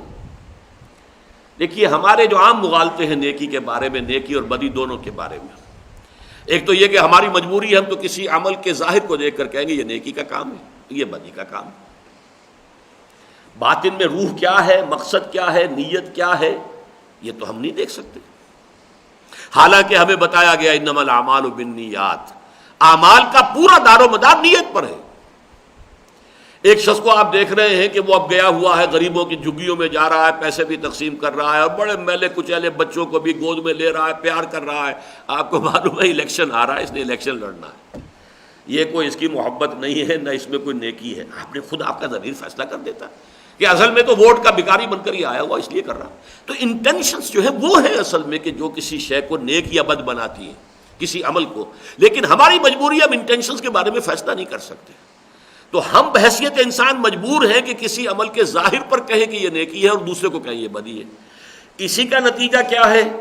ایک ہی شخص کے ہم ایک عمل کو نیکی کہہ رہے ہیں، ایک کو بدی کہہ رہے ہیں. حالانکہ انسانی شخصیت ایک وحدت ہوتی ہے. جیسے کہ آم کا درخت ہے تو آم ہی لگے گا، اس پر نیم کی نمولی نہیں لگ سکتی. اگر نیم کی نمولی لگی ہوئی ہے تو آپ کہیں گے یہ معلوم ہوتا ہے باندھ دی گئی ہے دھاگوں کے ساتھ یہاں پر، ورنہ آم کے درخت میں تو آم ہی لگنا تھا، یہ نیم کی نمولی کہاں سے آ گئی؟ یا نیم کا درخت ہے تو اس میں وہ نمولی ہی لگنی ہے، آم کیسے لگ سکتا ہے؟ آم تو اگر کہیں آپ کو لٹکا ہوا نظر آ رہا تو کسی نے معلوم ہوتا ہے دھاگے سے باندھ دیا. کیسے ممکن ہے؟ ایک شخص جو ہے اندرونی طور پر وہ ایک وحدت ہے، ایک انسانی شخصیت وہ یا نیک ہے یا بد ہے. اب اس کے ظاہری اعمال کے اعتبار سے یہ نیکی کا کام ہے، یہ بدی کا کام ہے. نہیں بھائی، جو نیکی کا کام تمہیں نظر آ رہا ہے وہ بھی بدی کا کام ہے، اس لیے کہ اس کے پیچھے اس کی انٹینشن جو ہے وہ صحیح نہیں ہے، یہ ظاہری نیکی ہے. اسی لیے دیکھیے وہ حدیث تقریباً تمام محدثین نے اپنے مجموعہ احادیث نبویہ کو اس حدیث سے شروع کیا ہے. انما الاعمال بالنیات وانما لکل امرئ ما نوی. تمام اعمال کا دار و مدار، اعمال سے مراد نیکی کے اعمال، ان کا دار و مدار نیت پر ہے. اور ہر انسان کو وہی کچھ ملے گا کہ جس کی اس نے نیت کی ہوگی. اسی لیے فرمایا، پھر اس کے بعد مثال دے دی، فمن کانت ہجرتہ الی الدنیا یصیبها او امرأۃ ینکحها فہجرتہ الی ما ہاجر الیہ ومن کان ہجرتہ للہ ورسولہ فہجرتہ للہ ورسولہ. اب ایک شخص سے ایک عمل یہ ہے کہ مکہ چھوڑ کر مدینے جا رہا ہے، مہاجر ہے، ہم تو کہیں گے مہاجر ہے. اب اللہ کو پتا ہے کہ یہ واقعتاً اللہ اور اس کے رسول کے لیے ہجرت کر رہا ہے، یا یہ کہ کسی خاتون کے عشق میں مبتلا تھا اور وہ خاتون چلی گئی ہجرت کر کے. اب یہ کچے دھاگے سے بندھے یہ بھی چلے جا رہے ہیں، یہ اللہ کو تو معلوم ہے نا. چنانچہ ایک صاحب کے بارے میں نام تھا اس معاشرے میں مہاجر ام قیس، یہ ام قیس کے مہاجر ہیں، یہ ہجرت کر کے اس لیے آئے ہیں کہ ام قیس سے انہیں نکاح کرنا ہے. اس لیے وہ حدیث کے اندر الفاظ ہیں فمن کانت ہجرتہ لدنیا. یا یہ سمجھیے ایک شخص تھا، جیسے فرض کیجئے معاذ اللہ، میں حضرت خباب کے بارے میں نہیں کہہ رہا ہوں، لیکن حضرت خباب لوہار تھے. اب جو بھی ان کے کلائنٹس تھے مسلمان، جو بھی ان سے کام لے رہے تھے اور کام کراتے تھے، چلے گئے. کیا کریں، اب کافر تو ان کے ساتھ بائیک آؤٹ کیے ہوئے تو مجبوراً جا رہے ہیں. نہیں، میں یہ نہیں کہہ رہا کہ حضرت خباب نے ایسا کیا، معاذ اللہ کہیں آپ کو مغالطہ ہو جائے، مثال دے رہا ہوں. اگر ایسا تو مجبوری کو جا رہا ہے دنیا یصیبھا، تاکہ دنیا میری بن سکے، میری معاش کی اب ضرورت ہے کہ میرے کلائنٹس چلے گئے مجھے بھی جانا پڑے گا. تو اس لیے نیت اس کی ہجرت نہیں ہے. فمن کانت ہجرتہ الی اللہ ورسولہ فہجرتہ الی اللہ ورسولہ ومن کانت ہجرتہ لدنیا یصیبھا اب امرأۃ ینکحھا فہجرتہ الی ما ہاجر الیہ. اللہ کے ہاں اس کی ہجرت جو ہے وہ انہی چیزوں کے لیے شمار ہوگی جن کے لیے اس نے حقیقتاً ہجرت کی. اس اعتبار سے دیکھیے کہ نیکی میں اصل شے ہے موٹیو، محرک کیا ہے، کیوں آپ نے یہ نیک کام کیا. اور موٹیو کو پیوریفائی کرنے والا ایمان باللہ اور ایمان بالآخرہ. نیکی وہی نیکی ہے جو صرف اللہ کی رضا کے لیے کی گئی ہو اور صرف اخروی جزا کے لیے کی جائے، ورنہ پھر دھندا ہے، کاروبار ہے. آپ نے اوپر مذہبی لبادہ اوڑا ہوا ہے، اندر آپ دنیا فروشی کر رہے ہیں، دین فروشی کر رہے ہیں. بلکہ اور تو دنیا کی کوئی چیز بیچ رہے ہوں گے، آپ دین بیچ رہے ہیں. وہ تو سب سے زیادہ گناؤنا کام ہے، دین فروش. لہذا اس کو اچھی طرح سمجھ لیجئے، نیکی صرف وہی ہے. باقی یہ ہے کہ آپ دنیا کا کام کیجئے، کاروبار دنیاوی ہے، اس میں مقصود ہے نفع ہونا، کوئی اپنے بال بچوں کا پیٹ پالنا ہے، کوئی حرام نہیں ہے. لیکن نیکی کا لبادہ اڑا دینا درحال ہے کہ جبکہ آپ دنیا کی کوئی شے اس کے اندر مقصود اور مطلوب ہے، یہ اس کو نلیفائی کر دے گی. زیرو سے ضرب کھا کر بڑی سے بڑی رقم جو ہے زیرو ہو جاتی. صرف للہ فی اللہ، اللہ کی رضا کے لیے. اور اخروی، اس سے ذرا نیچے اتریے، نمبر 2 اخروی فلاح اور کامیابی کے لیے. یہ میں نے ذرا نیچے کہا ہے اس لیے کہ وہ ہے مثبت پہلو، اللہ کی رضا. من احب للہ وابغض للہ وعطا للہ ومنع للہ فقد استکمل الایمان. بڑی پیاری حدیث ہے. جس نے محبت کی تو صرف اللہ کے لیے کی، کسی سے نفرت رکھی، دشمنی رکھی تو صرف اللہ کے لیے رکھی، کوئی ذاتی انتقام میں نہیں رکھی.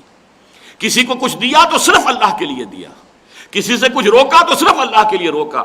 اس شخص نے اپنا ایمان مکمل کر لیا. من احب للہ وابغض للہ واعطى للہ ومنع للہ فقد استکمل الایمان. اللہم ربنا اجعلنا منہم. اس حوالے سے یہ ہے مثبت اور اعلیٰ تر نصب العین. جو یہاں پہنچ جاتے ہیں انہی کے لیے آتا ہے رضی اللہ عنہم ورضوا عنہ. یہ رضامندی باہمی جو ہے یہ سب سے اونچا مقام. ورضوان من اللہ اکبر، سب سے بڑی شے جو ہے وہ تو اللہ کی رضا ہے. البتہ کم تر درجے میں یہ ایک منفی چیز ہے، عذاب سے بچ جانا اور اللہ تعالیٰ کی رحمت کے جوار رحمت میں جگہ پا جانا، یعنی اخروی فلاح. یہ دو موٹیوز. تیسری کوئی شے اگر شامل ہو گئی تو پھر وہ کاروبار دنیاوی ہے، اسے نیکی نہ کہیں. وہ جو کہا ہے کسی نے کہ سوداگری نہیں یہ عبادت خدا کی ہے، اے بے خبر جزا کی تمنا بھی چھوڑ دے، کام کرو محض اللہ کے لیے. جیسے آپ کہتے ہیں زندگی برائے زندگی، نہیں، زندگی برائے اللہ. ان صلاتی و نسکی و محیای و مماتی للہ رب العالمین. جب تک یہ للہیت مکمل نہیں ہوتی نیکی نہیں ہے. اس لیے یہاں پر بحث ہو رہی ہے نیکی کی، لیکن نیکی میں شرط لازم ایمان ہے. اسی لیے جو بھی اگر آپ نے ہینڈ بل دیکھا، میں نے یہ عنوان جمایا تھا. جدید ہمارے لوگ جو ہیں نوجوان، وہ کہتے ہیں صاحب آخر وہ لوگ اتنے فاؤنڈیشن بنا دیتے ہیں، اتنا یہ کر دیتے ہیں، اتنا وہ کر دیتے ہیں، تو ان کی نیکی کوئی نیکی نہیں ہے. سوچنا یہ چاہیے موٹیو کیا ہے. ہاں اگر کسی نے واقعتاً اللہ کے لیے، فرض کیجیے کوئی عیسائی ہے یا کوئی ہندو ہے، اور اس ہندو نے صرف پرماتما کی رضا کے لیے، صرف اللہ کو، گاڈ کو راضی کرنے کے لیے کوئی کام کیا اور آخرت میں اس کی جزا چاہیے، تو وہ نیکی ہے، میں مان لوں گا کہ نیکی ہے، چاہے وہ غیر مسلم ہے. یہ دوسری بات ہے کہ دوسرے اعتبار سے اس کا محاسبہ ہوگا کہ تمہارے پاس اسلام کی دعوت پہنچی تھی، پھر تم نے رد کیا. یہ نیگیٹو حساب شروع ہو جائے گا. ڈیبٹ کریڈٹ ہے نا، نیک عمل کا اگر انہیں کوئی ڈیبٹ کریڈٹ مل بھی جائے گا تو یہ ڈیبٹ یہ ہوگا کہ تم نے اس دعوت کو کیوں رد کیا. ہاں دعوت پہنچی ہی نہ ہو، کسی نبی کی، رسول کی دعوت پہنچی ہی نہ ہو، تو پھر محض آخرت پر ایمان اور محض اللہ پر ایمان، یہ دونوں چیزیں کافی ہیں اس کی نجات کے لیے، اور اس کے اعمال صالحہ یقیناً نیکی شمار ہوگی. لیکن رسول کی دعوت کانوں تک پہنچ جائے پھر رد کر دے، یہ انکار، یہ کفر جو ہے یہ بہت بڑا جرم ہے. اس کا جو ڈیبٹ ہوگا وہ اتنا بڑا ہوگا کہ آپ کے سارے کریڈٹ کو صاف کر جائے گا. لیکن یہاں اصولی طور پر سمجھیے کہ یہ بحث یہاں اس لیے لائی گئی ہے کہ موٹیویشن جو ہے نیکی کے لیے اس کا صرف یہ ایک مثبت جذبہ اللہ کی محبت، اللہ کے لیے دینا، اور منفی آخرت کی سزا سے بچنا۔ یا ایھا الذین آمنوا قوا انفسکم واہلیکم نارا، اے اہل ایمان بچاؤ اپنے آپ کو اور اپنے اہل و عیال کو آگ سے۔ اچھا، نمبر 3 جو ہے اس میں آگے آیا ہے، 5 چیزیں آئی ہیں نا، 2 تو یہ ہو گئیں، لیکن اس کے بعد والملائکۃ والکتاب والنبیین، ان 3 کو میں گروپ کرتا ہوں ایمان بالرسالت میں۔ کیوں؟ فرشتہ پیغام لاتا ہے اللہ سے، لہذا پہلے فرشتہ ہے۔ ایمان بالرسالت میں پہلے آپ کو فرشتے کو ماننا ہوگا۔ سر سید احمد خان کی یہی بڑی گمراہی ہے کہ اس نے فرشتے کا انکار کیا۔ ڈاکٹر فضل الرحمان کی بھی یہی سب سے بڑی گمراہی تھی اسلام نامی کتاب میں، اس نے فرشتے کا انکار کیا۔ فرشتے پر ایمان، ایمان بالرسالت میں مقدم ترین شے ہے۔ پھر یہ کہ جو پیغام لایا اس کا ریکارڈ کتاب کی شکل میں ہے، والکتاب، اور جس پر وہ وحی لے کر آیا ہے وہ نبی ہے۔ تو گویا کہ والملائکۃ والکتاب والنبیین تینوں کو بریکٹ کیجئے تو یہ ایمان بالرسالت بنتا ہے۔ اب یہاں سوال پیدا ہوتا ہے کہ نیکی کی بحث میں ایمان بالرسالت کی اہمیت کیا ہے؟ اس میں ایک اور بڑی اہم بحث ہے۔ دیکھیے، نیکی بھی جذبہ ہے، جذبہ، اور جذبات کے اندر یہ شے انہرنٹ ہوتی ہے کہ وہ حد اعتدال سے تجاوز کر جاتا ہے۔ جذبہ، محبت ہے اتنی بڑھے گی کہ آپ کو اس کا کوئی عیب نظر ہی نہیں آئے گا، نفرت ہے اتنی بڑھ جائے گی کہ اس کی کوئی خوبی نظر نہیں آئے گی جس سے نفرت ہو گئی۔ عدل پر رہنا بڑا مشکل ہے، اسی لیے بڑے اونچے مقامات میں والعدل فی الغضب والرضا، یہ بہت اونچا مقام ہے۔ کسی سے راضی ہو یا ناراض ہو عدل کی بات کہو، یہ بہت آسان کام نہیں ہے، بہت مشکل بات ہے۔ وَلَوْ عَلَىٰ أَنفُسِكُمْ وَبِالْوَالِدَيْنِ وَالْأَقْرَبِينَ، عدل کی بات کہو چاہے تمہارے اپنے خلاف جائے، والدین کے خلاف جائے، رشتہ داروں کے خلاف جائے۔ وَلَا يَجْرِمَنَّكُمْ شَنَآنُ قَوْمٍ عَلَىٰ أَلَّا تَعْدِلُوا اعْدِلُوا هُوَ أَقْرَبُ لِلتَّقْوَىٰ، کسی قوم کی دشمنی تمہیں اس پر آمادہ نہ کر دے کہ تم عدل سے کام نہ لو۔ تو جذبات جو ہے اعتدال میں نہیں رہتے عام طور پر۔ نیکی کا جذبہ بھی بسا اوقات حد اعتدال سے تجاوز کرتا ہے، اور تجاوز کر کے غیر فطری صورتیں اختیار کر لیتا ہے۔ لہذا ایک ماڈل کی ضرورت ہے، ایک ماڈل جس میں وہ نیکی کا جذبہ مکمل طور پر مجسم ہو، معتدل ہو، متوازن ہو، اور یہ ہے جو نبی اور رسول کی شخصیت ہوتی ہے۔ دیکھیے، نیکی کا جذبہ ہے، سورہ حدید کے اندر اس کی بحث بڑی مفصل موجود ہے۔ جس نے رہبانیت ایجاد کی، بدعت، وَرَهْبَانِيَّةً ابْتَدَعُوهَا مَا كَتَبْنَاهَا عَلَيْهِمْ، رہبانیت کی بدعت انہوں نے ایجاد کی، ہم نے ان کے اوپر یہ لازم نہیں ٹھہرائی تھی۔ ساری عمر شادی نہیں کرنی، کر لیا فیصلہ۔ اب ہوں گے کچھ ایسے لوگ بھی جو اس کے اوپر جمے رہے اور اپنا دامن پاک رکھا، ورنہ اکثر و بیشتر تو جو کچھ کریں گے وہ سب کو معلوم ہے۔ ہسٹری آف کرسچین موناسٹسزم کے اوپر موٹے موٹی والیومز ہیں جن میں کہ بتا دیا گیا، صاف انہوں نے لکھ دیا ہے کہ اوپر لیبل ہوتا تھا راہب خانہ، راہب اور راہبائیں رہتی ہیں یہاں پر جنہوں نے کبھی شادی نہیں کی، لیکن اسی راہب خانے کے تہخانے کے اندر حرامی بچوں کے قبرستان بن جاتے تھے۔ تو ہوگا، آخر انسانی فطرت ہے، سرشت ہے، اس کے تقاضے ہیں، کیا کرے گا انسان؟ وہی عورتیں بھی رہتی ہوں، وہ مرد بھی رہتے ہوں، نام اس کا راہبہ ہے اور اس کی راہب ہے، لیکن پھر وہ جو کچھ کریں گے۔ جمی سواگٹ کے جو بھی آئے ہیں، کلنٹن تو بیچارہ کچھ بھی نہیں اس کے آگے، جمی سواگٹ کے جو سارے سکینڈلز آئے ہیں بعد میں، اس حوالے سے نوٹ کر لیجئے کہ یہ فطرت کے خلاف ہو جاتا ہے۔ اس فطرت، اب نیکی بھی ہو اور پھر یہ کہ اس کے اندر توازن اور اعتدال ہو، یہ ہے۔ اسی لیے لقد کان لکم فی رسول اللہ اسوۃ حسنۃ لمن کان یرجو اللہ والیوم الآخر، تمہارے لیے ایک اسوہ کامل، اسوہ حسنہ، عمدہ نمونہ۔ ایک طرف شادیاں کر رہے ہیں، نکاح من سنتی، بیویوں سے انتہائی محبت بھی ہے۔ قرۃ عینی فی الصلاۃ کے ساتھ ساتھ یہ بھی تو کہا ہے دنیا میں مجھے جو چیزیں پسند ہیں ان میں سے عورت بھی ہے، خوشبو بھی ہے، یہ سب ہے، حقائق ہیں، واقعات ہیں۔ لیکن دوسری طرف حضرت عائشہ فرماتی ہے کہ جب ہمارے ہاں بیٹھے ہوتے تھے اور پیار محبت کی باتیں بھی ہو رہی ہوتی تھی، اذان کی آواز ہوتے ہی آتے ہی ایسے اٹھ کر چل دیتے تھے جیسے ہمیں جانتے ہی نہیں کہ ہم کون ہیں۔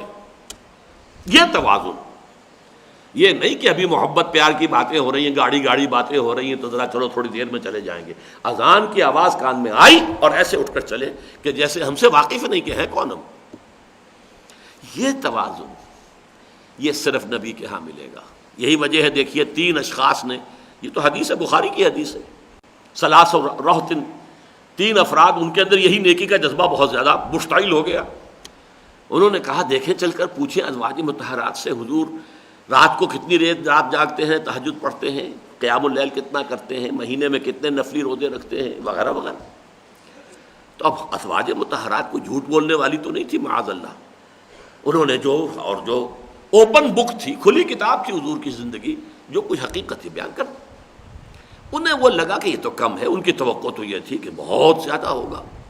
لیکن دیکھیے اب وہ آدمی اپنے آپ کا، بھائی حضور کا معاملہ تو اور ہے، حضور تو معصوم ہے، گناہ ہو ہی نہیں سکتا، اور اگر کہیں کوئی خطا ہو جائے تو اللہ پہلے ہی معاف کر چکا ہے، لقد غفر اللہ لک ما تقدم من ذنبک وما تاخر، تو ان کے لیے تو اتنا کافی ہے، ہمارے لیے کافی نہیں ہے۔ اب ایک نے کہا میں ساری عمر شادی نہیں کروں گا، ایک نے کہا کہ میں ساری رات کھڑا رہا کروں گا، اپنی کمر بستر سے لگاؤں گا ہی نہیں، تیسرے نے کہا میں ہمیشہ روزہ رکھا کروں گا، کبھی ناغہ نہیں کروں گا۔ حضور کو اطلاع ہو گئی، بلایا، ایکسپلینیشن کال کیا، آپ لوگ ہیں جنہوں نے یہ باتیں کہی، جی حضور ہم نے کہی تمہیں۔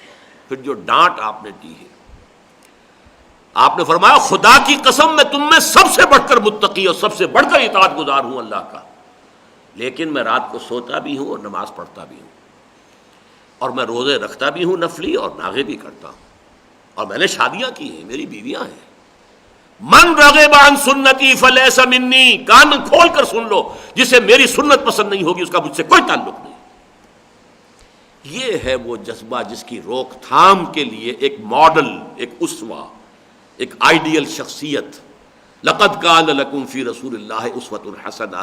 تو یہ ایمانیات ثلاثہ کے ذریعے سے، 2 ایمانیات، ایمان باللہ، ایمان بالآخرہ، اس کے ذریعے سے تو جو اصل موٹو ہے، نیکی کا اصل جذبہ ہے اللہ کی محبت اور رضا جوئی کے لیے، اور نمبر 2 آخرت کی کامیابی اور جہنم سے بچنے کے لیے۔ موٹیویشن تیسرا کوئی شے اس میں شامل نہ ہو، اور اس کے اندر آپ دیکھیے، اس فریم کے اندر رکھیے محمد الرسول اللہ کی سیرت کا فریم، اور اس میں بھی یہ دیکھا جائے کہ کون سی چیز کتنی تھی، ریشو پروپورشن کتنا تھا۔ ہمارے یہاں ایک گمراہی یہ ہوتی ہے، ایک چیز ثابت ہو گئی حضور نے یہ کیا ہے، بھئی کیا تو ہے، لیکن ذرا سوچو آپ کے پوری مجموعی زندگی میں اس شے کی کیا ریشو پروپورشن بنتی ہے، آپ نے سارا زور اس پر ڈال دیا ہے، تو یہ پھر وہی عدم توازن ہو گیا۔ صرف ثبوت کافی نہیں ہے کہ ایک کام، ایک فعل، ایک عمل حضور سے ثابت ہو جائے کہ آپ نے کیا، ٹھیک ہے، یہ بھی اس کے لیے شرط اول ہے، ثبوت ہونا چاہیے، ما انا علیہ واصحابی۔ اس کے ساتھ یہ دیکھو کہ حضور کے مجموعی طرز عمل میں، آپ کے تمام معمولات کے اندر اس کی ریشو پروپورشن کتنی تھی۔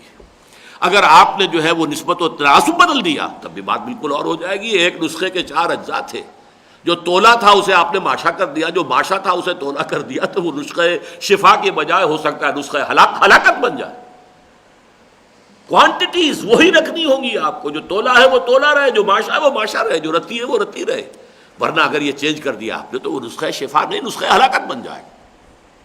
اب آگے چلیے، وَلَٰكِنَّ الْبِرَّ مَنْ آمَنَ بِاللَّهِ وَالْيَوْمِ الْآخِرِ وَالْمَلَائِكَةِ وَالْكِتَابِ وَالنَّبِيِّينَ وَآتَى الْمَالَ عَلَىٰ حُبِّهِ ذَوِي الْقُرْبَىٰ وَالْيَتَامَىٰ وَالْمَسَاكِينَ وَابْنَ السَّبِيلِ وَالسَّائِلِينَ وَفِي الرِّقَابِ، اور دیا اس نے مال اس کے محبوب ہونے کے علی الرغم۔ اللہ حبہ کا ترجمہ کچھ لوگوں نے کر دیا ہے اللہ کی محبت میں، میرے نزدیک یہ صحیح نہیں ہے، یہ تو چونکہ آ چکا، ولیکن البر من آمنا میں یہ بات آ چکی، اللہ کی محبت ہی میں دینا ہے، جو کچھ دینا ہے، جو کرنا ہے نیکی ہے۔ علی آتا بھی مخالفت کے لیے، علی حبہ، مال محبوب ہے انسان کو۔ زین للناس حب الشہوات من النساء والبنین والقناطیر المقنطرۃ من الذهب والفضۃ والخیل المسومۃ والانعام والحرث، محبوب ہے، محبوب ہونے کے باوجود اسے اللہ کی راہ میں دے، یہ ہے اصل شے۔ اگر محبت ہو ہی نہ تو دینی تو کیا بات، کوئی بات ہی نہیں، آپ کو اپنے اس نفسانی جو اندر ایک میلان تھا اس کے خلاف کوئی جد و جہد کرنی ہی نہیں پڑی، تو اس کے اندر کوئی کریڈٹ بھی آپ کا نہیں ہے۔ وہ تو یہ کہ محبت، ایک شخص ہے ہی نامرد ہے تو پاک دامن ہے، تو کون سی بڑی بات ہوگی، وہ تو ہے ہی ہے پاک دامن۔ وہ تو یہ ہے کہ جس کے اندر وہ قوت ہے اور تقاضا ہے، اور جتنا شدید ہے اتنا ہی اس کی پاک دامنی کے اوپر اجر و ثواب زیادہ ہوگا۔ جس کے ہاں وہ بہت ہی ضعیف ہے، بہت ہی کمزور ہے، تو اتنا ہی اس کی پاک دامنی جو ہے اس کی وہ قدر و قیمت نہیں ہوگی۔ یہ تو ہر شے کی مخالفت کے حوالے سے، تو علی حبہ، اس کے محبوب ہونے کے باوجود، اس کی ایک مثال میں آپ کو دے دوں گا۔ چوتھے پارے کی پہلی آیت کیا ہے؟ لن تنالوا البر حتی تنفقوا مما تحبون۔ دیکھو تم نیکی کے مقام، وہی بر کا لفظ ہے وہاں بھی، اس نیکی کے مقام کو حاصل نہیں کر سکتے جب تک کہ تم وہ شے خرچ نہ کرو اللہ کی راہ میں جو تمہیں محبوب ہو۔ لن تنالوا البر حتی تنفقوا مما تحبون۔ اب یہاں اصل بات جو نوٹ کرنے کی ہے وہ یہ ہے کہ مظاہر جو ہیں عملی نیکی کے، ان میں نوٹ کیجئے کہ نماز بعد میں آ رہی ہے اور انسانی ہمدردی کا مادہ پہلے آ رہا ہے۔ یہ ایسے ہی نہیں ہے، الل ٹپ نہیں ہے، یہ میرا یا آپ کا کلام نہیں ہے، معاذ اللہ۔ زیر ہر لفظ غالب چیدہ ہم میں خانہ ہے، دنجینہ معنی کا طلسم اس کو سمجھیو جو لفظ کے غالب میرے اشعار میں آوے۔ یہ اللہ کا کلام ہے۔ کیوں ہے؟ نماز رکن رکین، روز محشر کے جان گداز موت، اولی پرسش نماز موت، وہ بعد میں ہے۔ وآت المال علی حبہ ذوی القربى والیتامى والمساکین وابن السبیل والسائلین وفی الرقاب، یہ پہلے ہے۔ کیوں کہ نیکی اگر حقیقتاً نیکی ہے تو انسانی ہمدردی اس کا یوں سمجھیے چولی دامن کا ساتھ ہے، ورنہ فراڈ ہے، دھوکہ ہے۔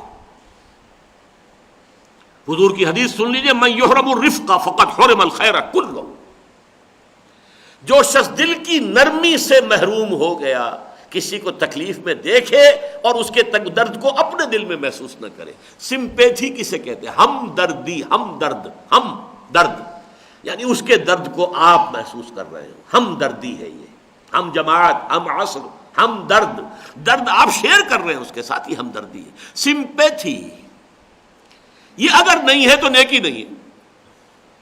کوئی شخص متقی ہو سکتا ہے، کوئی شخص جو ہے بڑا عابد ہو سکتا ہے، زاہد ہو سکتا ہے، عالم ہو سکتا ہے، محدث ہو سکتا ہے، مفسر ہو سکتا ہے، مفتی ہو سکتا ہے، نیک نہیں ہو سکتا اگر یہ وصف نہیں ہے۔ یہ قرآن کا فیصلہ ہے، لن تنالوا البر حتی تنفقوا مما تحبون۔ اور مظاہر نیکی کے اندر سب سے پہلا یہ ہے کہ خنجر چلے کسی پہ تڑپتے ہیں ہم امیر، سارے جہاں کا درد ہمارے جگر میں ہے۔ اگر یہ ہے تو پھر نیکی ہے۔ الخلق عیال اللہ، تمام مخلوق اللہ کی کنبے کے مانند ہے۔ ایسی حدیثیں ہیں، کلیجے کو چھید جانے والی حدیثیں۔ اے میرے بندے، میں بھوکا تھا، میں نے تجھ سے کھانے کو مانگا، تو نے مجھے کھانے کو نہیں دیا۔ اے اللہ، تو تو غنی ہے، پاک ہے اس سے کہ تجھے بھوک لگے۔ میرا فلاں بندہ وہ بھوکا تھا، اس نے تجھ سے کھانے کو مانگا تھا، وہ میں ہی تو تھا۔ میں ننگا تھا، میں نے چاہا کہ تو میرا تن ڈھانپ دے، تو نے میرا تن نہ ڈھانپا۔ اے اللہ، تو پاک ہے اس سے کہ تجھے عریانی لاحق ہو، معاذ اللہ معاذ اللہ معاذ اللہ۔ نہیں، میرا وہ بندہ جس نے دستے سوال تیرے سامنے دراز کیا تھا، اس کے لباس کی ضرورت تھی، وہ میں ہی تو تھا۔ وہ سائل کے پردے میں میرا ہاتھ تھا۔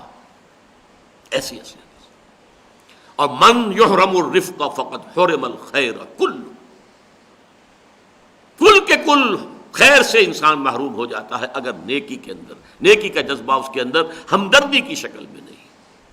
لن تنالوا، وہ آیت تو ہے، گویا کہ میں آپ کو آخری آیت سنا چکا ہوں۔ لن کے ساتھ جو نفی آتی ہے لام نون کے ساتھ، انتہائی تاکید، لن تنالوا، ہرگز نیکی کے مقام تک نہیں پہنچ سکتے حتی تنفقوا مما تحبون، جب تک کہ وہ چیز خرچ نہ کرو اللہ کی راہ میں، اللہ کی رضا جوئی کی، جسے تم پسند کرتے ہو۔ یہی ہے یہاں پہ وآت المال علی حبہ، اس کی محبت کے علی الرغم ترجمہ یہاں پہ میں نے کیا ہے، وہ صحیح کیا ہے۔ اب اس میں نوٹ کیجئے کہ پھر اس میں ترتیب بھی ہے، یہ ترتیب بھی دین میں حجت ہے۔ سب سے پہلے آپ کے قرابت دار، رشتہ دار، ان کا حق قرآن میں اور بھی بہت سے مقامات پر ہے۔ قرابت دار سب سے پہلے، الاقرب فالاقرب فالاقرب فالاقرب۔ پھر اس کے بعد ہمارے ہاں چونکہ ہوتا ہے نا، قرابت داری میں شکایتیں بھی ہوتی ہیں، شکوے بھی ہوتے ہیں، جھگڑے بھی ہوتے ہیں۔ اب کوئی بیوہ ہے آپ کے بھائی کی، بیٹھی ہوئی ہے، مفلس ہے، اس نے فلاں وقت میرے ساتھ یہ کہہ دیا تھا، میری بیوی کے ساتھ یہ معاملہ کیا تھا، اس کو آپ کوئی خیرات یا بھلائی اس کے ساتھ نہیں کریں گے، جو آگے دور دراز کہیں جو ہے خیرات تقسیم کر رہے ہیں۔ زیرو ہے یہ خیرات آپ نے اصل حقدار کو چھوڑ دیا اپنے کسی انتقامی جذبے کی وجہ سے. اس لیے اس خیرات کی کوئی اللہ کی میزان میں کوئی بدل نہیں، کوئی قدر نہیں. تو یہ ترتیب ذوی القربہ والیتامہ، پھر یتیم ہے پورے معاشرے کے اندر بے سہارا رہ جاتا تھا، والمساکین اور محتاج، وابن السبیل مسافر. اس زمانے میں چونکہ سفر میں ایسی کیفیات بہت ہو جاتی تھی، اب بھی ہو جاتی ہیں، اگرچہ بعض لوگوں نے پیشہ بنا رکھا ہے مسافرت کے حوالے سے خیرات مانگنے کا، لیکن واقعہ بھی ہوتا ہے. کسی مسافر کی جیب کٹ گئی، اب رہ گیا وہ تو بیچارہ نہ ادھر کا رہا نہ ادھر کا رہا، لہذا اس میں ایسی صورت ہو سکتی ہے. بس سائلین، یہ ذرا ایسا ہے جس پر ایک سوال سا ذہن میں اٹھتا ہے، بیگری جو ہے سوال کرنا، اس کے بارے میں جو متوازن تعلیم ہے محمد الرسول اللہ صلی اللہ علیہ وسلم کی وہ کیا ہے؟ ایک طرف تو سوال کی انتہائی مذمت کی گئی ہے، انتہائی مذمت. سوال کرو صرف اللہ سے، کبھی کسی انسان کے سامنے ہاتھ مت پھیلاؤ. انسان کا مقام اتنا بلند ہے، خلیفۃ اللہ ہو تم، کسی انسان کے سامنے ہاتھ پھیلاؤ؟ تمہاری حمیت اور غیرت اور تمہارے مقام و مرتبے سے بہت فرق ہے. روکھی کھاؤ، سوکھی کھاؤ، مزدوری کرو. وہ جو مشہور واقعہ ہے کہ ایک آئے تھے ایک صحابی، حضور کچھ نہیں ہے، مجھے کچھ صدقات میں سے دیجیے. حضور نے کہا کچھ تو ہوگا تمہارے پاس؟ جی بس ایک کمبل ہے، آدھا میں اور میرے بچے جو ہے نیچے بچھا کے آدھا اوپر کر لیتے ہیں رات کو، اور کوئی ایک کٹورا ہے، لے آؤ، اور کچھ نہیں میرے پاس. آ گیا، بیچا، اس کو نیلامی کرائی، کچھ پیسے دیے، جاؤ آج کے دن کا راشن اپنے گھر والوں کو وہاں دے آؤ، اور لاؤ ذرا بازار سے ایک جو کلہاڑی کا جو ہے پھل، اس میں پھر آپ نے اپنے دستے مبارک سے دستہ ڈالا. جاؤ اب، اور جاؤ اور پہاڑوں کے اوپر جا کے لکڑیاں کاٹو، لے کر آؤ، وہ بیچو، اور پھر دیکھو اس طریقے سے اپنی معاش پوری کرو. کچھ عرصے کے بعد وہ آیا، وہ اچھا بھلا آسودہ تھا. سوال کی انتہائی مذمت ہے، انتہائی مذمت ہے. کچھ لوگوں کے بارے میں آتا ہے کہ قیامت کے دن آئیں گے تو ان کے چہروں پر گوشت نہیں ہوگا. اب آپ دیکھیے وہ ہڈی جو ہوتی ہے، کسی کی کھوپڑی آپ کو نظر آئے تو وہ کیا نظر آتی ہے، تو گوشت سے محروم چہرہ جو ہوگا وہ کیا ہوگا. اور یہ وہ لوگ ہوں گے کہ جو یہ خیرات مانگا کرتے تھے بغیر کسی مجبوری کے. تو اس حوالے سے ایک طرف، لیکن دوسری طرف یہ فرمایا ہے کہ تمہاری شرافت اور حمیت اور غیرت اور مروت سے یہ بعید ہے کہ کوئی ہاتھ پھیلا ہی دے اور تم ٹھکرا دو. اس نے اپنی عزت نفس تمہارے سامنے پیش کر دی بندے خدا کے، اب اس کو ٹھوکر مت مارو. دے سکتے ہو دو، نہیں دے سکتے ہو تو قول معروف، بھلے طریقے سے، نہیں بھائی میرے لیے ممکن نہیں ہے، جھڑکو نہیں، اما السائل فلا تنہر، جھڑکنے کی اجازت نہیں. یہاں تک بھی آیا حضور نے فرمایا کہ سائل اگر تمہارے در پر گھوڑے پر سوار ہو کر آئے تب بھی اگر کچھ دے سکتے ہو اس کے سوال کو تو دو، ورنہ یہ کہ معذرت کرو خوش اسلوبی کے ساتھ، چاہے وہ گھوڑے پر سوار ہو کر آیا. یہ الفاظ بھی حدیث کے. تو یہ بڑی متوازن، ایک طرف تو یہ کہ انسٹیٹیوشن آف بیگری جو ہے اس کو ختم کرنا مقصود ہے. کفالت کا جب اسلامی ریاست ہوگی تو کفالت کی ذمہ داری تو ریاست کی ہے، ہر فرد کی. پھر سائل کیوں ہو؟ حضرت عمر نے تو ایک مجوسی سائل بوڑھے کو دیکھ کر جو ہے ایکسپلینیشن کال کر لی تھی گورنر کی. دورے پر تھے، وہاں دیکھا کہ ایک مجوسی ایرانی، وہ بوڑھا، وہ خیرات مانگ رہا. پوچھا گورنر سے یہ خیرات کیوں مانگ رہا؟ کہنے لگا یہ جب جوان تھا، ٹھیک تھا، صحت مند تھا تو یہ تو جزیہ بھی دیتا تھا، اب یہ کچھ کر نہیں سکتا. کہنے لگے کہ جب اس سے تم جزیہ لیتے تھے اب تم نے اسے خیرات مانگنے کے لیے چھوڑ دیا. اس کا روزینہ مقرر کیا گیا بیت المال سے. تو کفالت جو ہے وہ ہے ریاست کے ذمہ، لیکن نہیں بھی ہے، چلیے جیسا بھی ہے ہمارے ہاں ہے اس وقت. تو یہ ہے کہ ان دونوں چیزوں کو، ایک طرف سوال کی مذمت، حتی الامکان سوال سے بچنا، لیکن سوال کوئی کر ہی دے تو پھر ذرا شرافت اور مروت کا تقاضا جو ہے اس کو ملحوظ رکھنا. وفر رقاب، اور گردنوں کے چھڑانے میں، رقبہ گردن، فک رقبۃ او اطعام فی یوم ذی مسغبۃ یتیما ذا مقربۃ او مسکینا ذا متربہ. گردن کا چھڑانا اس زمانے میں تو واضح سی بات تھی کہ کوئی غلام ہے اسے اپنے پیسے سے خریدا، آزاد کر دیا. وہ غلامی کے بندھن میں بندھا ہوا تھا، اب آزاد انسان ہو گیا. آج بھی اگرچہ اس طرح کی شکلیں نہیں ہیں، لیکن ایسا ہوتا ہے بسا اوقات کہ کوئی شخص اتنا بندھ جاتا ہے قرض میں کہ اب وہ آپ اسے تھوڑی تھوڑی اگر پیس میل کوئی اس کی جو ہے مدد کریں گے صدقات سے، تو وہ کبھی بھی وہ ہمیشہ کا بیگر ہی ہو جائے گا. لیکن اگر ایک لمپ سم امداد ایک دم دی جائے تاکہ وہ دوبارہ ایک دفعہ اس سے ان شیکلز سے نکل کر اور پھر اپنے پاؤں پر کھڑا ہو جائے، تو یہ بھی فک و رقبہ کی مد میں آئے گا. لمپ سم بڑی امداد. اور یہ جو کاروباری جو جتنی برادریاں ہیں نا جو اونچی، مثلا آغا خانی وغیرہ میمن، ان کے ہاں یہ ہوتا ہے. ان کا کوئی بھائی اگر کسی وجہ سے اس طرح کے حالات میں پھنس گیا تو وہ اس کو نکالتے ہیں تاکہ وہ پھر ایک باعزت فرد ہماری برادری کا بنے، وہ اپنے پاؤں پر کھڑا ہو. یہ نہیں کہ اب وہ مستقل جو ہے اس کا وظیفہ بس مقرر کر دیا گیا کہ ہر مہینے تم یہ لے جایا کرو، تو پھر بیگر ہو گیا. تو یہ جو رقاب ہے وہ پھر رقاب، اس میں یہ بھی آ جائے گا. اچھا اب دیکھیے ترتیب اس آیت کے اندر. ابھی نیکی کی بحثیں جو مثبت آئی ہے، دو چیزیں آئیں. ایمان یہ اس کی روح ہے، اور اس کا مظہر اول، مظہر اہم، سب سے اہم مظہر انسانی ہمدردی کا جذبہ. اپنا مال جو محبوب ہے طبعاً خرچ کرنا محتاجوں پر، غریبوں پر، مساکین پر. اب دیکھیے دو عبادات کے ستون جو گاڑے گئے ہیں وہ ان دونوں جذبوں کو ہمیشہ قائم رکھنے کا ذریعہ ہے. وَأَقَامَ الصَّلَاةَ، قائم کی اس نے نماز. یہ نماز ہے جو ایمان کی آبیاری کرتی ہے، دن میں 5 مرتبہ جو ہے آپ کو یاد دلاتی ہے آپ اللہ کے بندے ہیں، آپ اللہ سے عہد تازہ کرتے ہیں. ایاک نعبد و ایاک نستعین، یہ ستون ہے ایمان کو تر و تازہ رکھنے کے لیے. اور زکوٰۃ یہ ستون ہے وہ مال کی محبت کو دل سے کم کرنے کے لیے. بوتل کا منہ بند ہی رہے گا تو کچھ بھی نہیں نکلے گا، کھولو تو صحیح سے، زکوٰۃ تو نکالو. جب ذرا منہ کھلے گا تو کچھ اور بھی نکل آئے گا. اور یہاں ایک نقطہ یہ بہت اہم ہے کہ زکوٰۃ علیحدہ ہے، اور پہلے جو آیا ہے وہ علیحدہ مد ہے. یہ زکوٰۃ نہیں تھی پہلی. اور اس کی دلیل قاطع یہ ہے کہ حضور نے اسی روایت، اسی آیت سے اب دلیل لے کر آپ نے فرمایا ان فی المال لحقا سوى الزکاۃ. لوگوں یہ نہ سمجھ لینا کہ زکوٰۃ دے دیا تو تمہارے مال میں سے جو بھی اللہ کا حق تھا وہ بس ادا ہو گیا پورا. یہ نہ سمجھ لینا، یہ تو منیمم ہے، لازم ہے، فرض ہے. ان فی المال لحقا سوى الزکاۃ. اور پھر یہ آیت پڑھی وآت المال على حبه ذوي القربى واليتامى والمساكين وابن السبيل والسائلين وفي الرقاب وأقام الصلاة وآت الزكاة. زکوٰۃ تو علیحدہ آ رہی، لیکن میں نے جو بات آپ کو بتائی اسے ذہن نشین رکھیے. دو چیزیں آئیں تو دونوں کے لیے یہ ستون ہے کہ جو اسلام کے نظام کے اندر گاڑ دیے گئے.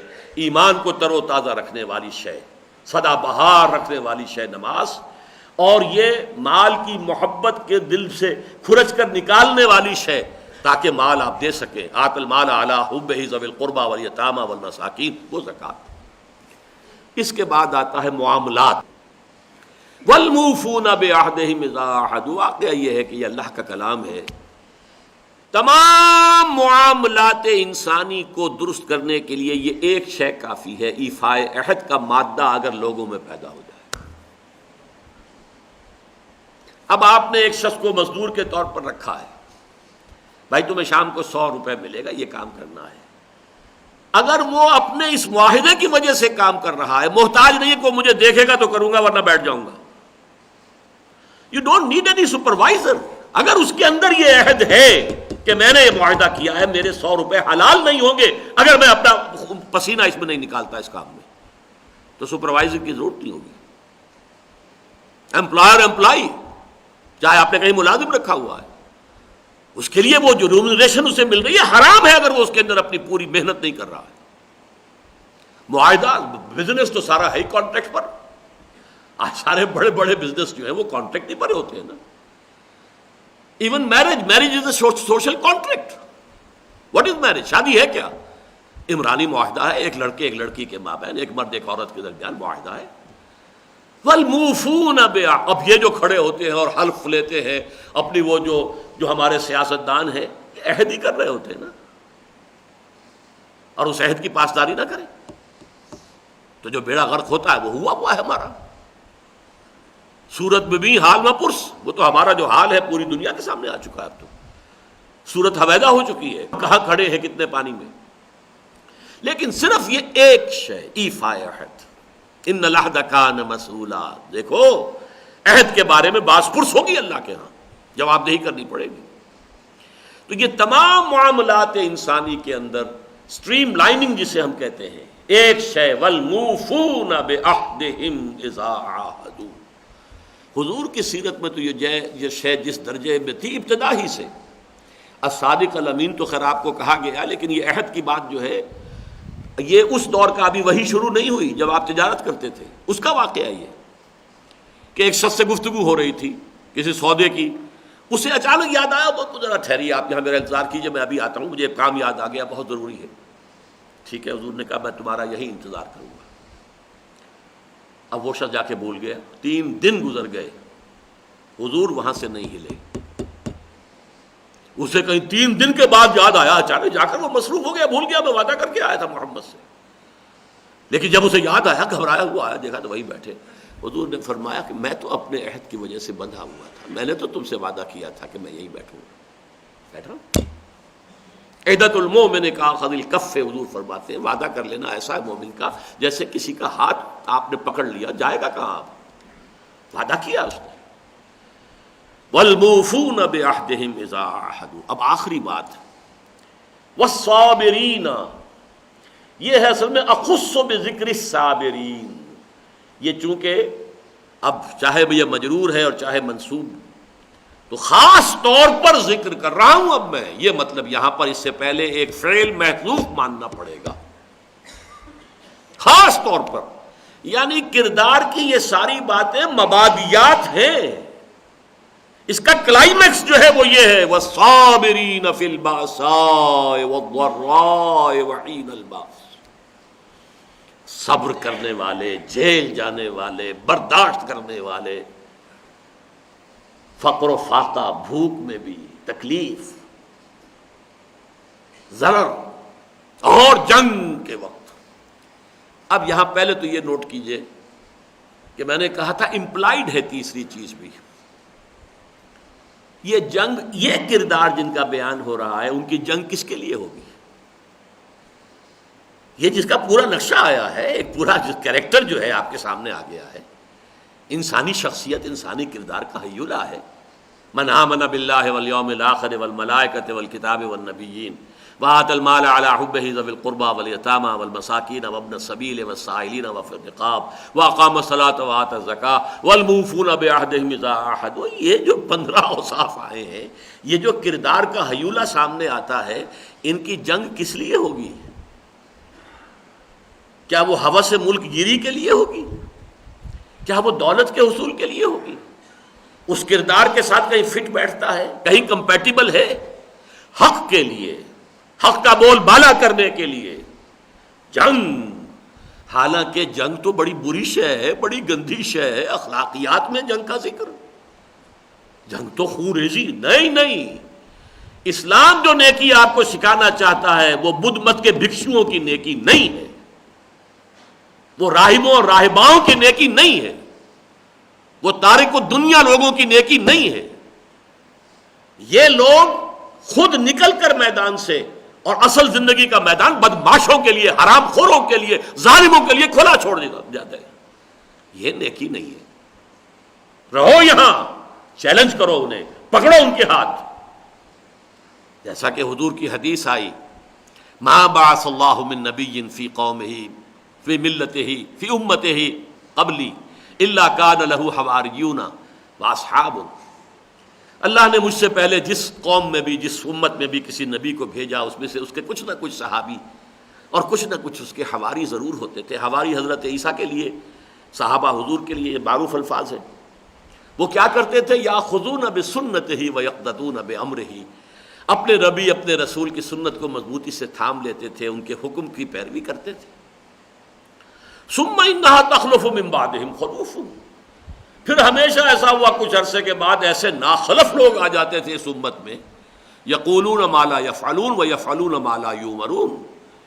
کہتے وہ تھے جو کرتے نہیں تھے، عشق رسول اور یہ اور وہ، اور شکل دیکھو تو 12 بجے ہوئے ہیں، شیو کی ہوئی ہے، اور عشق رسول کا تو پتہ نہیں کہاں سے کہاں قلابے ملائے جا رہے ہیں. وہ تو میں نے ایک چھوٹی سی بات کہی ہے، ورنہ اور کردار کا حوالہ ہو تو معلوم ہو کہ بہت ہی مائنس لیول پر بات چلی جائے گی۔ یقولون ما لا یفعلون یفعلون ما لا یؤمرون، کرتے وہ تھے جس کا حکم نہیں ہوا، بدعات کے طومار ایجاد کر لیے، ایک نیا ہی دین اور نیا مذہب آ گیا۔ فمن جاہدہم بیدہ فہو مومن، تو جب ایسے لوگ سامنے آ گئے ہوں امت کے اندر، تو جو شخص ان سے اپنے ہاتھ سے طاقت سے جہاد کرے گا ان کے خلاف وہ مومن ہوگا۔ ومن جاہدہم بلسانہ فہو مومن، جو اپنی زبان سے جہاد کرے گا وہ مومن ہوگا۔ ومن جاہدہم بقلبہ فہو مومن، کم سے کم دل سے نفرت رکھے گا تو وہ مومن ہوگا۔ ولیس وراء ذلک من الایمان حبۃ خردل، اس کے بعد تو ایمان رائی کے دانے کے برابر بھی نہیں ہے۔ اس گندگی کے ماحول میں رہو اور دل میں دکھن بھی نہ ہو، چبھن بھی نہ ہو، کڑھن بھی نہ ہو، نفرت بھی نہ ہو، تو ایمان کا کوئی سوال نہیں پیدا ہوتا۔ تو یہ ہے اصل میں اسلام تو چاہتا ہے وہ نیکی جو بدی کا مقابلہ کرے، چیلنج کرے، آنکھوں میں آنکھیں ڈال کر سامنے آئے، بدی کا قلع کما کرے، اس کا استحصال کرے، وہ نیکی۔ یہ ایکٹیوسٹ کانسیپٹ آف نیکی ہے، یہ پیسو کانسیپٹ نہیں ہے، یہ بیٹھے رہنا نہیں ہے، یہ بدھ مت کا بھکشو بن جانا نہیں ہے، یا راہب اور راہبائیں بن جانا نہیں ہے۔ اور وہ بھی ان کی بات کر رہا ہوں جو صحیح راہب اور راہبائیں ہوں، باقی جو کچھ ہوتا ہے وہ دوسری بات ہے، وہ پہلے بیان کر چکا ہوں۔ نہیں، بلکہ نیکی فعال۔ اب اس سلسلے میں تواصوا بالحق وتواصوا بالصبر والعصر ان الانسان لفی خسر الا الذین آمنوا وعملوا الصالحات وتواصوا بالحق وتواصوا بالصبر۔ تواصی بالحق کے نتیجے میں تکلیف آئے گی، مصیبت آئے گی۔ آپ حق بات کہیں اور وہ کڑوی نہ لگے لوگوں کو، کیسے ممکن ہے؟ الحق مرن، حق تو کڑوا ہوتا ہے۔ بچوں سے کہہ کر دیکھیے، وہ اگر سڑک کے اوپر کھیل رہے ہیں کہ بچوں کہاں کھیل رہے ہو یہ کرکٹ، کسی گاڑی کا شیشہ توڑو گے، آپ کو اپنی عزت بچا کر وہاں سے نکلنا جو ہے وہ محال ہو جائے گا۔ کسی سے کہہ کر دیکھیے بھائی تم نے اس کے اگر یہ 200 روپے دینے تھے کیوں نہیں دیتے ہو، وہ جو اس کے ماتھے پر تیوری پر بر پڑے گی، تم کون ہوتے ہو بیچ میں آنے والے، Who are you؟ ہوگا کہ نہیں ہوگا؟ اسی لیے حضرت لقمان نے جو نصیحت کی تھی، یا بنی اقم الصلاۃ وامر بالمعروف وانہ عن المنکر واصبر علی ما اصابک ان ذلک من عزم الامور، اے میرے بچے نماز قائم کر، نیکی کا حکم دے، بدی سے روک، اور پھر جو آئے جو بیتے اسے جھیل اور برداشت کر اور صبر کر۔ یقیناً یہ بڑے ہمت کے کاموں میں سے ہے۔ وہ ہے اصل میں نقطہ عروج۔ نیکی کا نقطہ عروج یہ ہے، جو نیکی ادھر بڑھ نہیں رہی وہ نیکی نہیں ہے، وہ نیکی کا ڈھکوسلا ہے، نیکی کا فراڈ ہے، نیکی کی ایک شکل ہے جو بنا دی ہے۔ جیسے آپ نے بعض دیکھے ہوں گے ہیٹر کہ وہ اس میں گرمی تو آ رہی ہوتی ہے، اوپر تاروں میں سے نیچے وہ انگارے نظر آ رہے ہیں، انگارے ہے ہی نہیں وہ، لیکن نظر آ رہا ہے دہکتے ہوئے انگارے۔ یہ دہکتی ہوئی نیکی ہے ہی نہیں، یہ شکل ہے نیکی کی، تمہیں نظر آ رہی ہے کہ یہ نیکی نہیں ہے بھائی۔ تو روح ایک ہے، وہ وجود میں سرایت کرے، روح نیکی وہ ہے ایمان، وہ ہے صداقت، راست بازی، وہ ہے تقوی، اور وہ نیکی جب وجود میں سرایت کرے گی تو پوری زندگی میں ظاہر ہوگی، یہ ایک پورا کردار ہوگا، جسے آپ کہتے ہیں کردار نگاری، ورڈ پکچر جو ہے ایک پوری انسانی شخصیت کا اس آیت میں سامنے آ گیا۔ وہ پوری ایک تصویر ہے، ایک پوری انسانی کردار کی جو ہے نقشہ کشی کر دی گئی ہے۔ لیس البر ان تولوا وجوہکم قبل المشرق والمغرب، بات وہاں سے شروع کی جو پس منظر میں بات تھی، چلی آ رہی تھی، ابھی وہ شمال اور جنوب کی بحث لوگوں کے ذہنوں میں تھی، کھرچ کر آخری مرتبہ اس کے ذریعے سے اس کو اور نکال دیا۔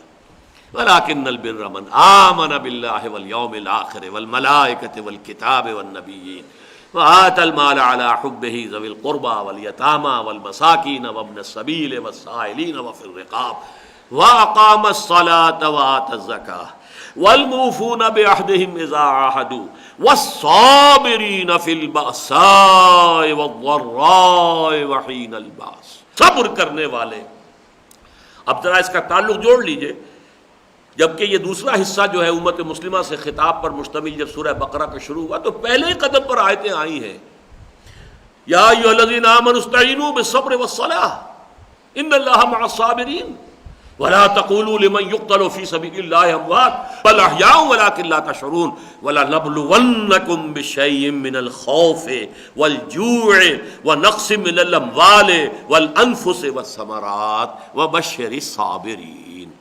وہیں پر یہ آیت جو ہے وہی تان ٹوٹ رہی آ کر والصابرین، خاص طور پر صبر کرنے والے، نیکی کے علم بردار بن کر کھڑے ہو جائیں، نیکی کے پرچارک بن کر کھڑے ہو جائیں، نیکی کا بول بالا کرنے کے لیے میدان میں آئیں، بدی کی آنکھوں آنکھیں ڈال کر اس کو للکاریں، اس کو چیلنج کریں، اس کے استیصال کے لیے تن من دھن لگا دیں. اولئک الذین صدقوا، یہی ہے وہ لوگ جو سچے ہیں. سچے کس معنی میں؟ یہ اگر کچھ خیال کریں کہ ہاں ہم نیک ہیں تو واقعی سچے ہیں اپنے اس خیال میں، یہ اگر دعویٰ کریں کہ ہم مومن ہیں تو واقعی سچے ہیں اپنے دعوی ایمان میں. یہ بالکل ویسی آیت ہے سورہ حجرات کی، انما المؤمنون الذین آمنوا باللہ ورسولہ ثم لم یرتابوا وجاہدوا باموالہم وانفسہم فی سبیل اللہ اولئک ھم الصادقون. الصادقون یہ قرآن مجید کی ایک اصطلاح ہے. سچائی یہ قول کی ہے، سچائی نیت کی ہے، سچائی خیالات کی ہے. راست خیال، راست باز، راست کردار، راست بقال، یہ سارے جو ہے یہ سچائی، صداقت. اور اسی لیے نبوت کے بعد دوسرا عظیم ترین منصب جو ہے وہ صدیقین، انبیاء من النبیین والصدیقین والشہداء والصالحین. صدیق، صدق در حقیقت ان کی شخصیت کا جو اصل جوہر ہے وہ صدق ہے. اسی لیے سورہ توبہ میں آیا یا ایھا الذین آمنوا کونوا مع الصادقین، تلاش کرو ایسے راست بازوں کو اور ان کی صحبت اختیار کرو، ان کا قرب اختیار کرو، ان کے قریب رہا کرو تاکہ تمہیں بھی ان کی راست بازی میں سے حصہ ملے. اولئک الذین صدقوا واولئک ھم المتقون. یہ آخری لفظ سب سے اہم ہے، یہی ہے متقی. اس کی وجہ کیا ہے؟ تقویٰ کا تصور ہمارے ذہنوں میں خاص وضع قطع، خاص لباس، خاص قسم کا جو ہے وہ عبامہ جو ہے وہ باندھا ہوا ہے، خاص جو ہے سٹائل کی داڑھی بھی ہے، اور پاجامہ ہے تو وہ ٹخنوں سے اوپر ہے، بس تقویٰ ہے. مظاہر، ظواہر یہ بھی ہے. مظاہر میں پہلے ہی کہہ چکا ہوں، مشرق و مغرب کی طرف رخ کرنا حکم کے مطابق یہ بھی نیکی میں ہے، میں اس کی نفی نہیں کر رہا. لیکن اگر کل اسی کو تقویٰ سمجھ لیا جائے تو یہ حماقت ہے، یہ بے وقوفی ہے، یہ پاگل پن ہے، یہ دین کی روح سے ناواقفیت کی علامت ہے. اسی لیے حضور نے ایک مرتبہ 3 دفعہ اپنے دست مبارک سے اپنے قلب کی طرف، سینے کی طرف اشارہ کیا، التقویٰ ہا ہونا، التقویٰ ہا ہونا، التقویٰ ہا. دیکھو بھائی، تقویٰ یہاں ہوتا ہے. دل میں تقویٰ ہے تو تقویٰ ہے. اور دل میں تقویٰ کب آئے گا؟ جب وہ ایمان حقیقی جو ہے وَلَٰكِنَّ الْبِرَّ مَنْ آمَنَ بِاللَّهِ وَالْيَوْمِ الْآخِرِ، وہ ایمان حقیقی پیدا ہوگا تو وہ روح تقویٰ پیدا ہو جائے گی. اور یہ روح تقویٰ ہوگی جو پھر مظاہر میں زندگی کے تمام گوشے، اپنے تمام کردار کے جتنے بھی دائرے ہیں ان سب کے اندر ان کا ظہور ہوگا. اور ایک شخصیت کا حیولہ ہے کہ جو ہمارے سامنے آ جاتا ہے. اللہ تعالی ہمیں اس حیولے کو اختیار کرنے کی توفیق عطا فرمائے. پہلے تو یہ کہ تقویٰ اور نیکی کی اصل حقیقت ذہن نشین ہو جائے. یہ آیت یاد کیجئے، یاد کیجئے، آپ کو ازبر ہونی چاہیے. اور اس کے حوالے سے یہ کو آپ کو جو ہم نے دے دیا ہے چھپا ہوا، یہ بڑی سہولت ہوگی، جیب میں بھی رکھ سکتے ہیں، اپنی میز پر اپنے شیشے کے نیچے بھی رکھ لیجئے.